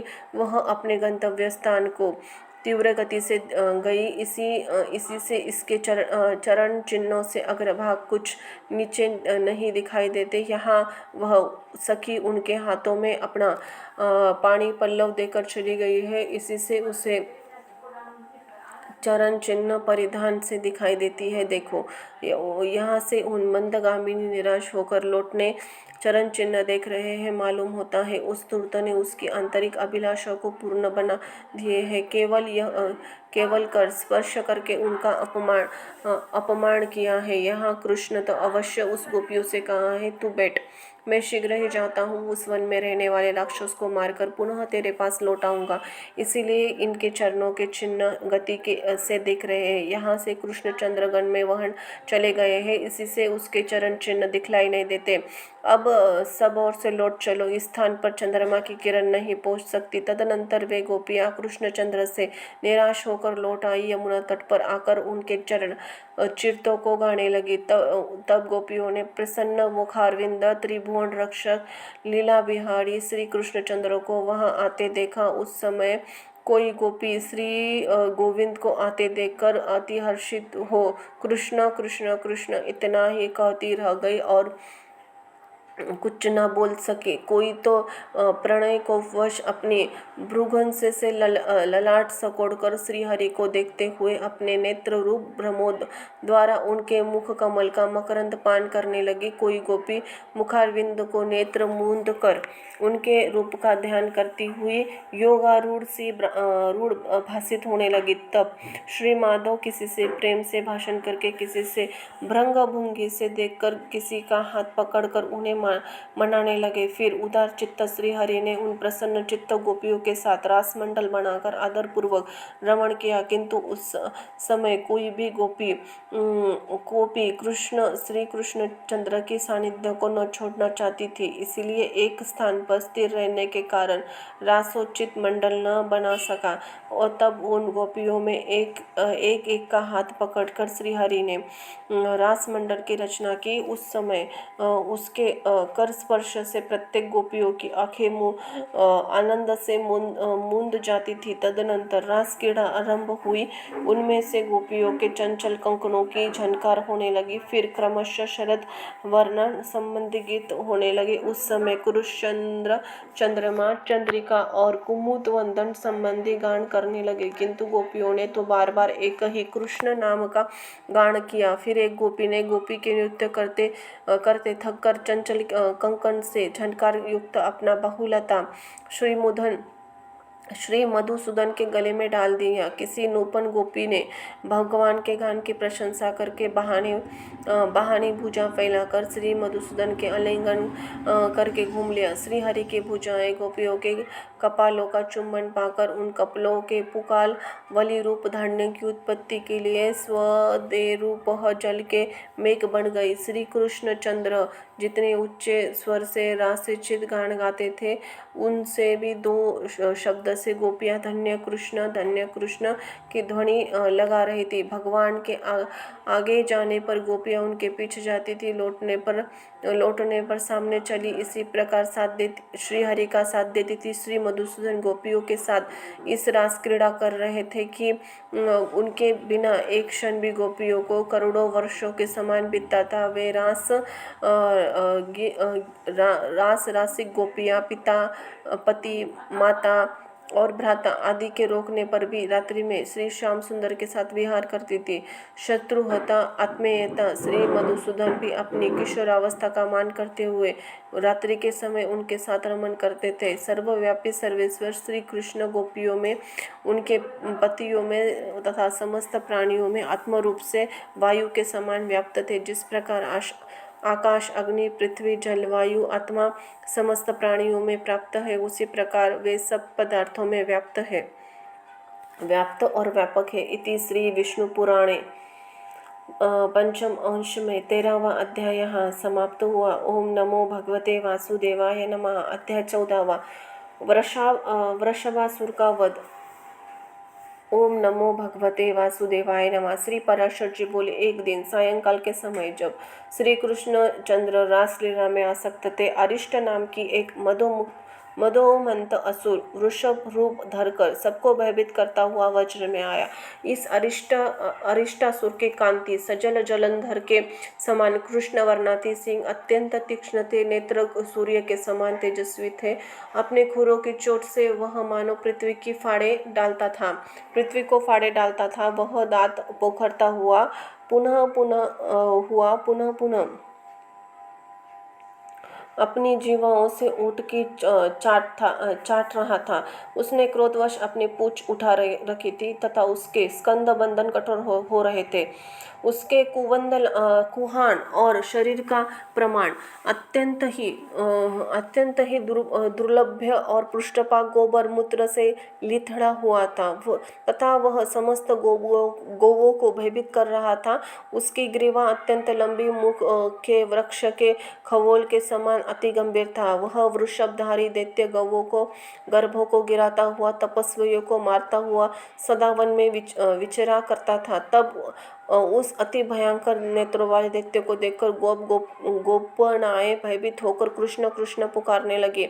उनका शब्द सुनकर श्री केशव ने घोर सिंहनाद किया, ताली बजाई। उसे सुनते ही वह श्री दामोदर जी और फिर दुरात्मा वृषासुर आगे की सिंह करके तथा कृष्णचंद्र की कुशी में दृष्टि लगाकर उनकी ओर दौड़ा।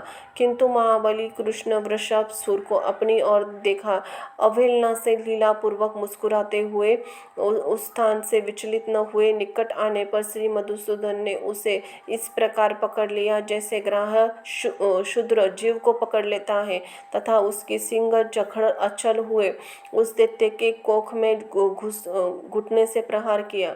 इस प्रकार सिंग पकड़े हुए उस दैत्य का सर्प भयंकर भगवान के अरिष्ट सुर का गिरवा को गीले वस्त्र के समान मरोड़ दिया। तदनंतर उसका एक सिंग उखाड़कर उसी से उस पर आघात किया, जिससे वह महादैत्य मुख से रक्त वमन करता हुआ मर गया।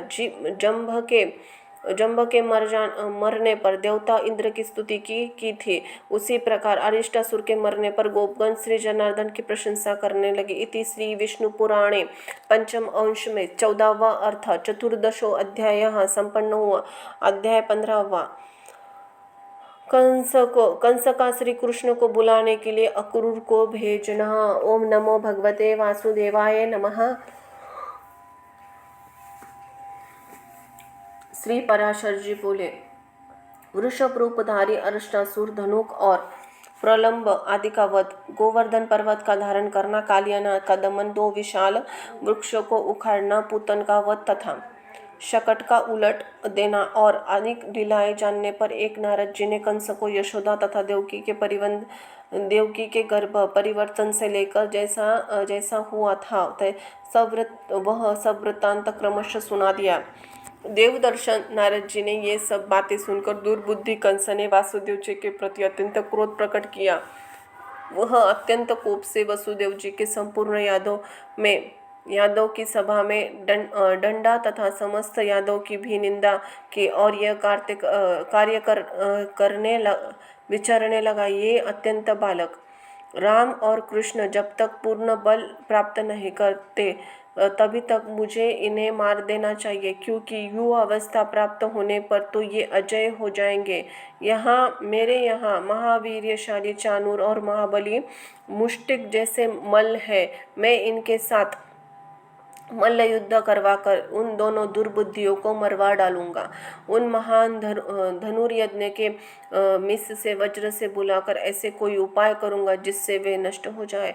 उन्हें लाने के लिए मैं शल्व फल के पुत्र यादव श्रेष्ठ शूरवीर अक्रूर का गोकुल भेजूंगा। साथ ही वृंदावन में विचरने वाले घोर असुर केशी की आज्ञा भी दूंगा। जैसे वह महादैत्य उन्हें वही नष्ट कर देगा, अथवा यदि किसी प्रकार बचकर वे दोनों वसुदेव पुत्र गोप मेरे पास आ भी गए तो उन्हें मेरा कुवल या पिंड हाथी मार डालेगा। श्री पराशर जी बोले, ऐसा सोचकर उस दुष्टात्मा कंस ने वीरवर राम और कृष्ण को मारने का निश्चय कर अक्रूर जी से कहा। कंस बोला, हे दानपते, मेरी प्रसन्नता के लिए आप मेरी एक बात स्वीकार लीजिए। यहाँ से रथ पर चढ़कर आप नंद के गोकुल को जाइए। वहाँ वसुदेव के विष्णु अंश से उत्पन्न हुए 2 पुत्र हैं। मेरे नाश के लिए उत्पन्न हुए वे दुष्ट बालक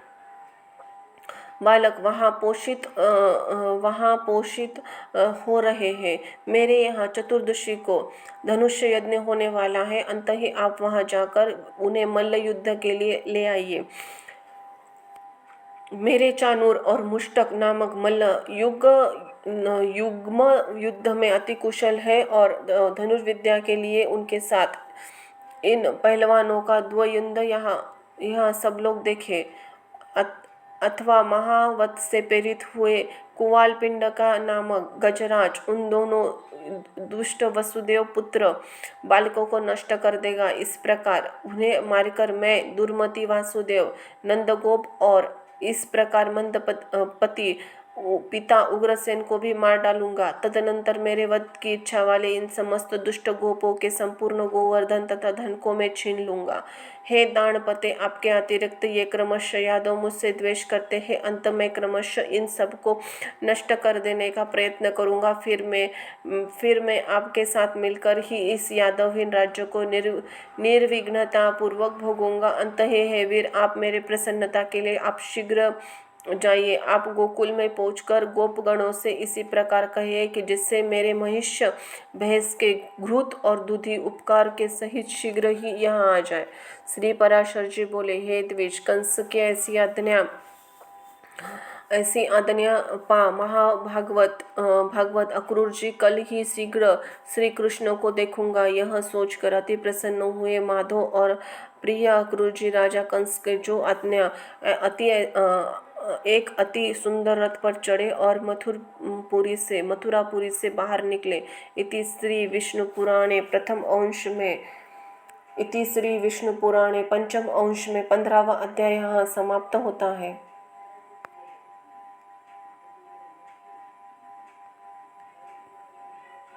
अध्याय 16वां।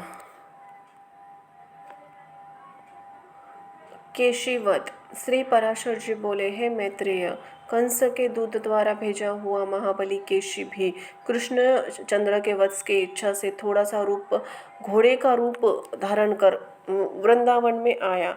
वहां अपने खुरों से पृथ्वी तल को खोदता हुआ गिरवा के बालों से बादलों को छिन्न भिन्न करता हुआ तथा वेग से चंद्रमा सूर्य मार्ग को भी पार करता हुआ गोपिकों की और दौड़ा। उस अश्वरूप दैत्यों ने हीनों के शब्द से भयभीत होकर उन समस्त गोपियों के श्री गोविंद की शरण में आए।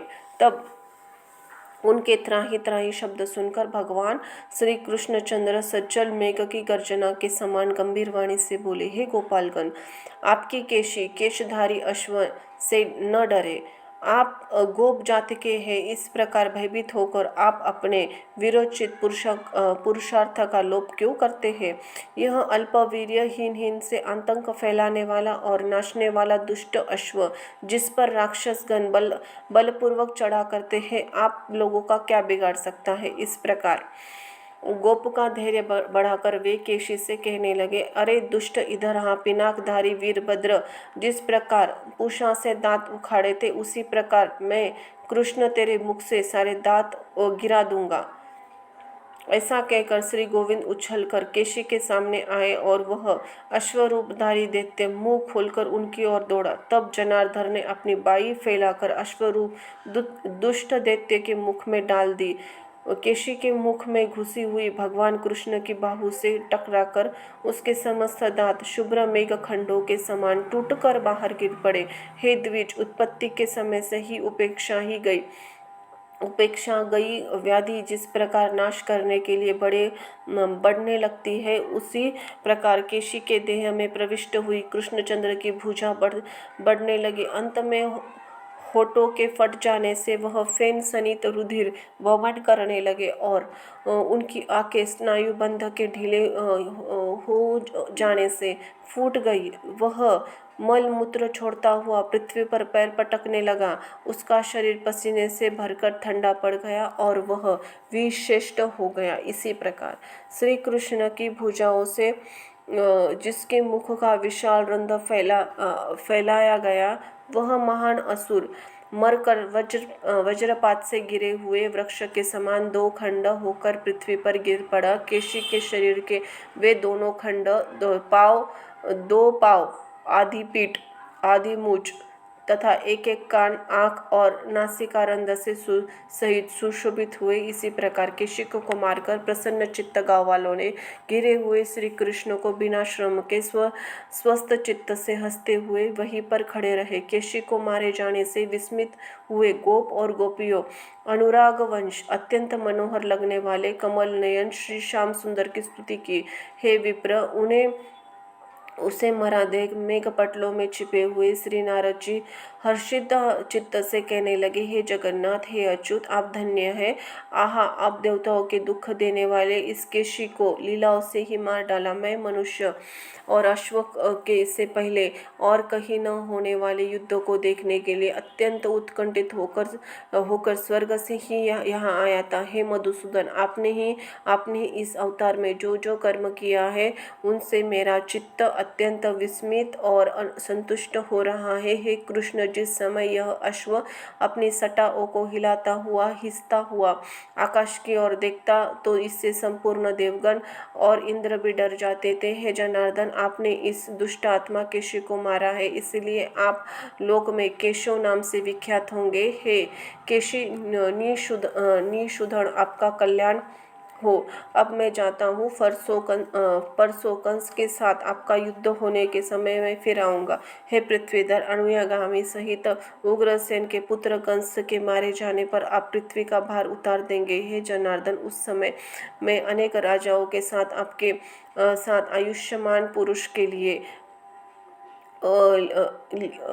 किए हुए अनेक प्रकार के युद्ध देखूंगा। हे गोविंद, अब मैं जाना चाहता हूँ। आपने देवताओं का बहुत सा कार्य किया है, आप सभी कुछ जानते हैं, मैं अधिक क्या कहूँ। तथा आपका मंगल हो, मैं जाता हूँ। तदनंतर नारद जी के चले जाने पर गोपगणों से सम्मानित गोपियों के नेत्रों में एकमात्र दृश्य श्री कृष्ण के ग्वाल वालों के साथ गोकुल में प्रवेश किया।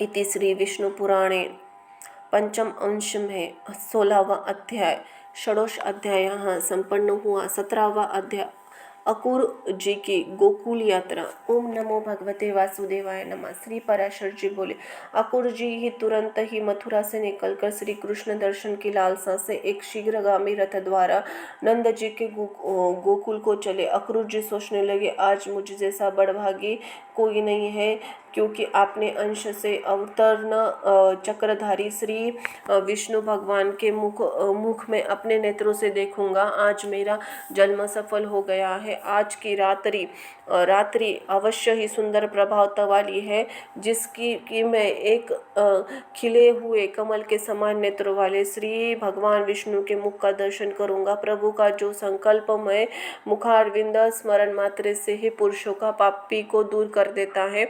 आज मैं विष्णु भगवान के उसी कमल नयन मुख को देखूंगा जिससे संपूर्ण वेदांगी उत्पन्न हुई है। आज मैं संपूर्ण तपस्वियों के परम आश्रय उस भगवत मुखारविंद का दर्शन करूंगा।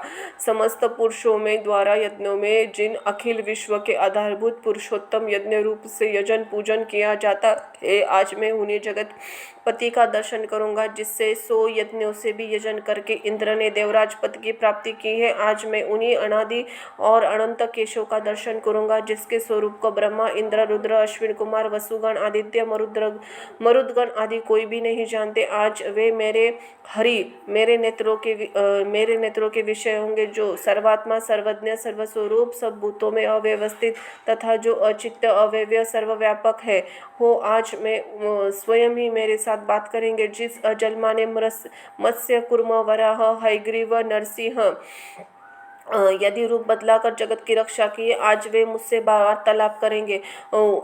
इस समय उस अव्यापी जगत प्रभु ने अपने मन में जो सोचने के कार्य करने के लिए अपनी ही इच्छा से मनुष्य देह धारण किया है, जो अनंत शेषी अपने मस्तक पर रखी हुई पृथ्वी को धारण करते हैं, संसार के हित के लिए अवतीर्ण हुए, वे ही आज मुझसे अक्रूर कहकर बोलेंगे।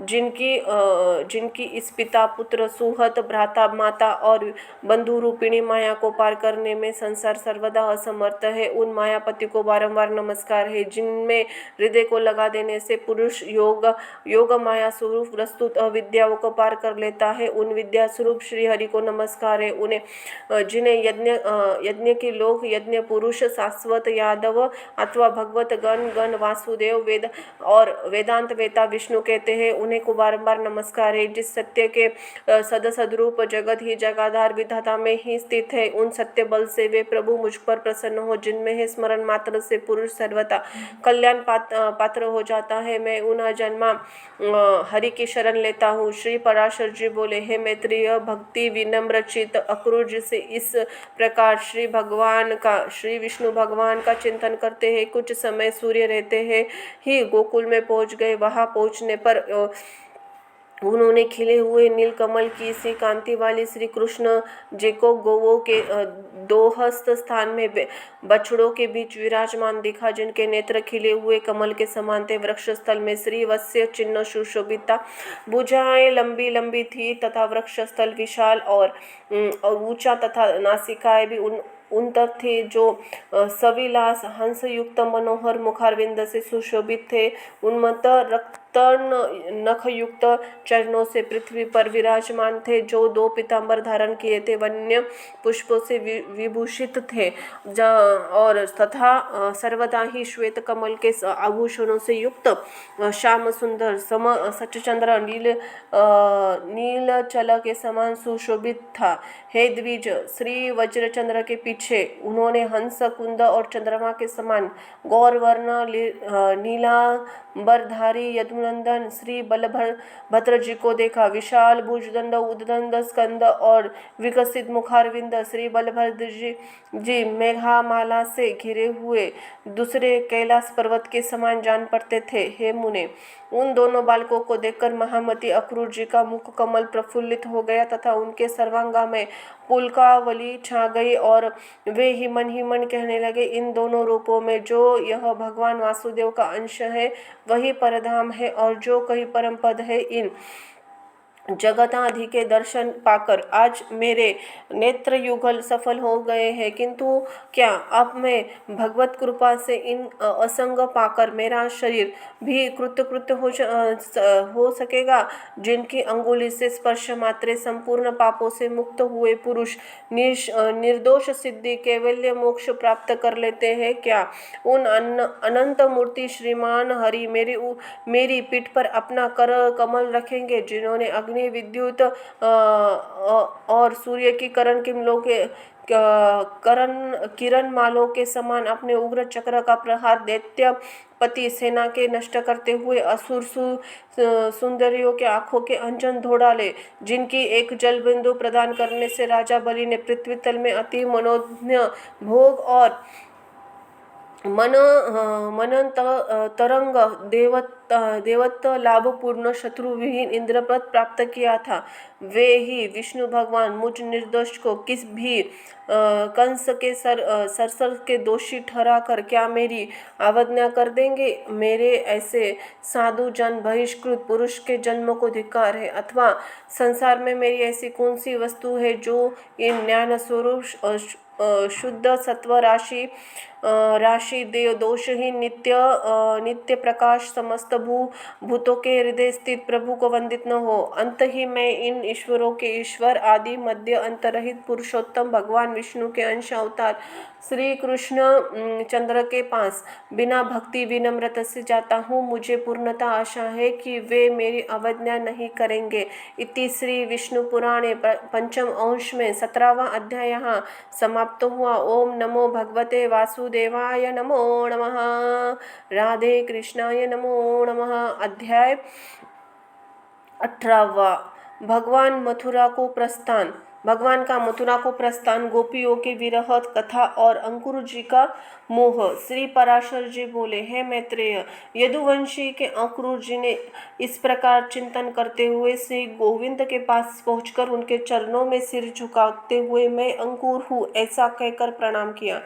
भगवान भी अपने ध्वजा वज्र पद्य कलंकित कर कमलों से उन्हें स्पर्श कर और प्रीतिपूर्वक अपनी ओर खींचकर गाढ़ आलिंगन किया। तदनंतर अंकुर जी के यथा योग्य प्रणाम आदि कर चुकने पर श्री बलराम जी और श्री कृष्ण चंद्र अति आनंदित होते उनके साथ लेकर अपने घर आए। फिर उनके द्वारा सकृत होकर यथा योग्य भोजन आदि कर चुकने पर अंकुर जी उनसे यह संपूर्ण वृत्तांत कहना आरंभ किया कि जैसे दूर आत्मा दानव कंस ने अनंत दुमदुमनी वसुदेव और देवी देवकी को डांटा था, तथा जिस प्रकार वह दूरात्मा अपने पिता उग्रसेन ने दुर्व्यवहार करा था, जिसलिए अपने उन्हें अकुर जी का वृंदावन भेजा है। भगवान देवकी नंदन ने यह संपूर्ण वृत्तांत मुझे विस्तार पूर्वक सुनकर कहा है। दानपते, ये सब बातें मुझे मालूम हो गई है महाभाग। इस विषय में मुझे जो उपयुक्त जान पड़ेगा वही करूँगा। अब तुम कंस को मेरे द्वारा मरा हुआ समझो, इसमें किसी तरह का विचार ना करो। भैया बलराम और मैं दोनों ही कल तुम्हारे साथ मथुरा चलेंगे। हमारे साथ ही दूसरे बड़े बूढ़े गोप बहुत सा उपहार लेकर जाएंगे। हे वीर, आप यह रात्रि सुखपूर्वक बिताइए, किसी प्रकार की चिंता न कीजिए। 3 रात्रि के भीतर मैं कंस को उसके अनुचरों सहित अवश्य मार डालूंगा। श्री पराशर जी बोले। तदनंतर अंकुर जी, श्री कृष्णचंद्र और बलराम जी संपूर्ण गोपियों कंस की आज्ञा सुना नंद गोपी के घर सो गए। दूसरे दिन निर्मल प्रभात काल होते ही महातेजस्वी राम और कृष्ण को अंकुर के साथ मथुरा चलने की तैयारी करते देख जिनकी भुजाओं के कंकण ढीले हो गए हैं, वे गोपियां नेत्रों में आंसू भरकर तथा दुखार्त होकर दीर्घ निश्वास छोड़ती हुई परस्पर कहने लगी, अब मथुरापुरी जाकर श्री कृष्ण फिर गोकुल में क्या आने लगेंगे क्या? वहाँ तो अपने कानों से नगरियों का मधुर आला रूप मधु का ही पान करेंगे। नगर की विविध वनिताओं के विलास युक्त वचनों को रसपान में आसक्त होकर इन विषयों का चित्त गवारी गोपियों और क्या जाने। आज निर्दयी दुरात्मा विधाता ने सबके व्रज के सारभूत सर्वस्व रूपी श्री हरि को हर कर हम गोपियों नारियों पर घोर आघात किया है। नगर की नारियों में भावपूर्व मुस्कान बोली, विलास ललित गति कटाक्षपूर्ण चतवन स्वभाव वाली अधिकता होती है। उनके विलास बंधन से बंधकर यह ग्राम में हरि फिर किस युक्ति से हमारे पास आवेगा। देखो देखो, क्रूर एवं निर्दयी अकुर के बहकावे में आकर ये श्री कृष्णचंद्र रथ पर चढ़े हुए मथुरा जा रहे हैं। नरसिंह अकुर क्या अनुराग जी के हृदय का भाव तनिक भी नहीं जानते, जो यह इस प्रकार हमारे नंद नंदन को अन्यत्र लिए जा रहे हैं। देखो, यह अत्यंत निष्ठुर गोविंद राम के साथ रथ पर चढ़कर जा रहा है। अरे, इन्हें रोकने में शीघ्रता करो। इस पर गुरुजी के सामने ऐसा करने में असमर्थता प्रकट करने वाली किसी गोपी को लक्ष्य करने के उसने फिर कहा, अरे तू क्या कह रही है? अपने गुरुजों के सामने हम ऐसा नहीं कर सकते। भला अब वीर अग्नि से भस्मीभूत हुई हम लोग गुरुजी को क्या करेंगे? देखो, यह नंदगोप आदि नंदगोपगण उन्हीं के साथ जाने की तैयारी कर रहे हैं। इनमें से भी कोई गोविंद का लौटने का प्रयत्न नहीं करता। आज की रात्रि मधुरा वासिनी स्त्रियों के लिए सुंदर प्रभावशाली हुई है, क्योंकि आज उनके नयन भृंग श्री अच्युत में मुखारविंद के मकरंद पान करने लगे। जो लोग इधर से बिना रोक टोक श्री कृष्णचंद्र का अनुगमन करते रहे हैं, वे धन्य है, क्योंकि वे ही उनका दर्शन करते हुए आज अपने रोमांच युक्त शरीर का वहन करेंगे। आज श्री गोविंद के अंग प्रत्यंगों को देखकर मथुरा वासियों के नेत्रों का अत्यंत महोत्सव होगा। आज न जाने उन भाग्यशालियों में ऐसा कौन सा शुभ स्वप्न देखा है, जो वे कांतिमय विशाल नयनों वाली मथुरापुरी की स्त्रियां स्वच्छता पूर्वक श्री अधोज को निहारेगी। आहो, निष्ठुरता विधाता ने गोपियों के महानिधि दिखलाकर आज उनके नेत्र निकाल लिए हैं। देखो, हमारे प्रति श्री हरि अनुराग में शिथिलता आ जाने से हमारे हाथों के कंगन भी तुरंत ही ढीले पड़ गए हैं। भला हम जैसी दुखिणी अबलाओं पर किसे दया न आएगी। देखो यह क्रूर हृदय अक्रूर तो बड़ी शीघ्रता से घोड़ों को हाँक रहा है। देखो यह कृष्णचंद्र के रथ की धूली दिखाई दे रही है, किंतु हाँ, अब तो श्री हरि इतने दूर चले गए हैं, वह धूली भी नहीं दिखती। श्री पराशर जी बोले, इस प्रकार गोपियों के अति अनुराग सहित देखते श्री कृष्णचंद्र ने बलराम जी के सहित वज्रभूमि को त्याग दिया। तब वे राम कृष्ण अक्रूर शीघ्रगामी घोड़े को रथ से चलते चलते मध्याह्न के समय यमुना तट पर आ गए। वहां पहुंचने पर अक्रूर ने श्री कृष्णचंद्र से कहा, जब तक मैं यमुना जल में मध्यकालीन उपासना से निवृत्त हो जाऊं, तब तक आप दोनों यही विराजे। श्री पराशर जी बोले, हे विप्र, तब भगवान के बहुत अच्छा कहने पर महामती अक्रूर जी यमुना जल में घुसकर स्नान आचमन आदि नंतर अंतनंतर पर ब्रह्मा ध्यान करने लगे। उस समय उन्होंने देखा बलभद्र जी सहस्त्र फनवली से सुशोभित है। उनका शरीर कुंदमालाओं के समान शुभ वर्ण तथा श्वेत तथा नेत्र प्रफुल्ल कुंडल के समान विशाल है। हे वसुक, रंभ महासर्पों से घिरकर वे उनसे प्रशंसित हो रहे हैं तथा अत्यंत सुगंधित वनमालाओं से विभूषित है। वे दोनों श्याम वस्त्र धारण किए हुए, सुंदर कर्णभूषित पहने हुए, मनोहर कुंडली हमारे जल के भीतर विराजमान है। उनकी गोद में उन्होंने आनंदमय कमलभूषण श्री कृष्णचंद्र को देखा, जो मेघ के समान श्याम वर्ण, कुछ लाल लाल विशाल नयन वाले, चतुर्भुज, मनोहर अंगों पंगों वाले तथा शंख चक्र आदि आयुध से सुशोभित है, जो पीतांबर पहने हुए हैं और विचित्र वनमाले से विभूषित है तथा उनके कारण इंद्रधनुष और विद्युत माल मंडित सज्जल मेघ से जान पड़ते हैं तथा जिनके वृक्ष स्थल में श्री वत्स चिन्ह और कानों में दीप्तिमान मराराकृत कुंडल विराजमान है। यह अंकुर यह भी देखा है, सनकादि मुनिजन, निष्पाप सिद्ध और योगीजन उन जल में स्थित होकर नासिकाग्र दृष्टि से श्री कृष्णचंद्र का ही चिंतन कर रहे हैं। इसी प्रकार वहां राम और कृष्ण को पहचानकर अक्रूर जी बड़े ही विस्मय हो गए और सोचने लगे कि यहाँ इतनी शीघ्रता से रथ कहाँ से आ गए। तब उन्होंने कुछ कहना चाहा तो भगवान ने उनकी वाणी रोक दी। तब वे जल से निकलकर रथ के पास आए और देखा वहाँ राम और कृष्ण मनुष्य शरीर से पूर्ववत रथ पर बैठे हुए हैं। तदनंतर उन्होंने जल में घुसकर फिर गंधर्व सिद्ध मुनि नाग आदि गणों से स्तुति किए जाते देखा। तब तो दानपति अक्रूर जी वास्तव में रहस्य जानकर उन सर्व विज्ञानमयी अच्युत भगवान की स्तुति करने लगे।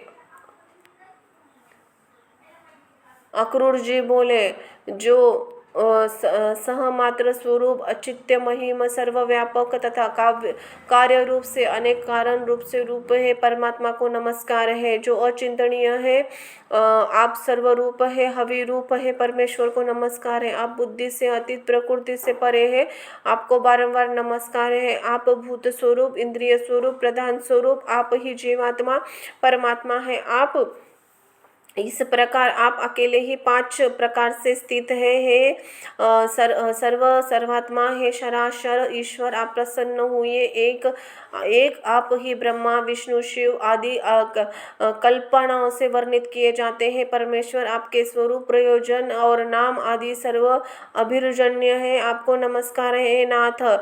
जहाँ नाम और जाति कल्पनाओं में सर्वथा अभाव है, वहाँ नित्य ही अविकारी अजन्मा पर ब्रह्म है, क्योंकि कल्पना के बिना कभी भी पदार्थ ज्ञान नहीं होता। इसलिए आपका कृष्ण, अच्युत, अनंत और विष्णु आदि नाम से सत्वन किया जाता है। वास्तव में तो आपका किसी ही नाम से निर्देश नहीं किया जा सकता है। अज जिन देवता आदि कल्पनीय पदार्थों से अनंत की विश्व की उत्पत्ति की, वे समस्त पदार्थ आप ही है। आप ही विकारहित आत्म वस्तु है, आत्म विश्व रूप है प्रभु। इन संपूर्ण पदार्थों में भिन्न और कुछ भी नहीं है। आप ही ब्रह्मा, महादेव, अय, अरमा, विधाता, धाता, इंद्र, वायु, वरुण, अग्नि, कुबेर, यम, इसी प्रकार भिन्न भिन्न कार्य करने वाले अपनी ही शक्तियों के भेद से संपूर्ण जगत की रक्षा कर रहे हैं। विदेश सूर्य किरण होकर आप ही वृष्टि द्वारा विश्व की रचना करते हैं और अंत में आप में ही अंत में वह गुणमय प्रपंच होकर एक ही रूप है। सतपद तद सत यही वाचक है। ओम अक्षर आपका ही परम रूप है। उस आपके इस ज्ञानात्मा सदसवस्य रूप को नमस्कार है। हे प्रभु वासुदेव संकर्षण प्रद्युम्न अनिरुद्ध स्वरूप आपको ही बार बार नमस्कार है। इति श्री विष्णु पुराणे पंचम अंश में अष्टोध अध्याय 18वां अध्याय संपन्न हुआ। बोलो ओम नमो भगवते वासुदेवाय नमो नमः।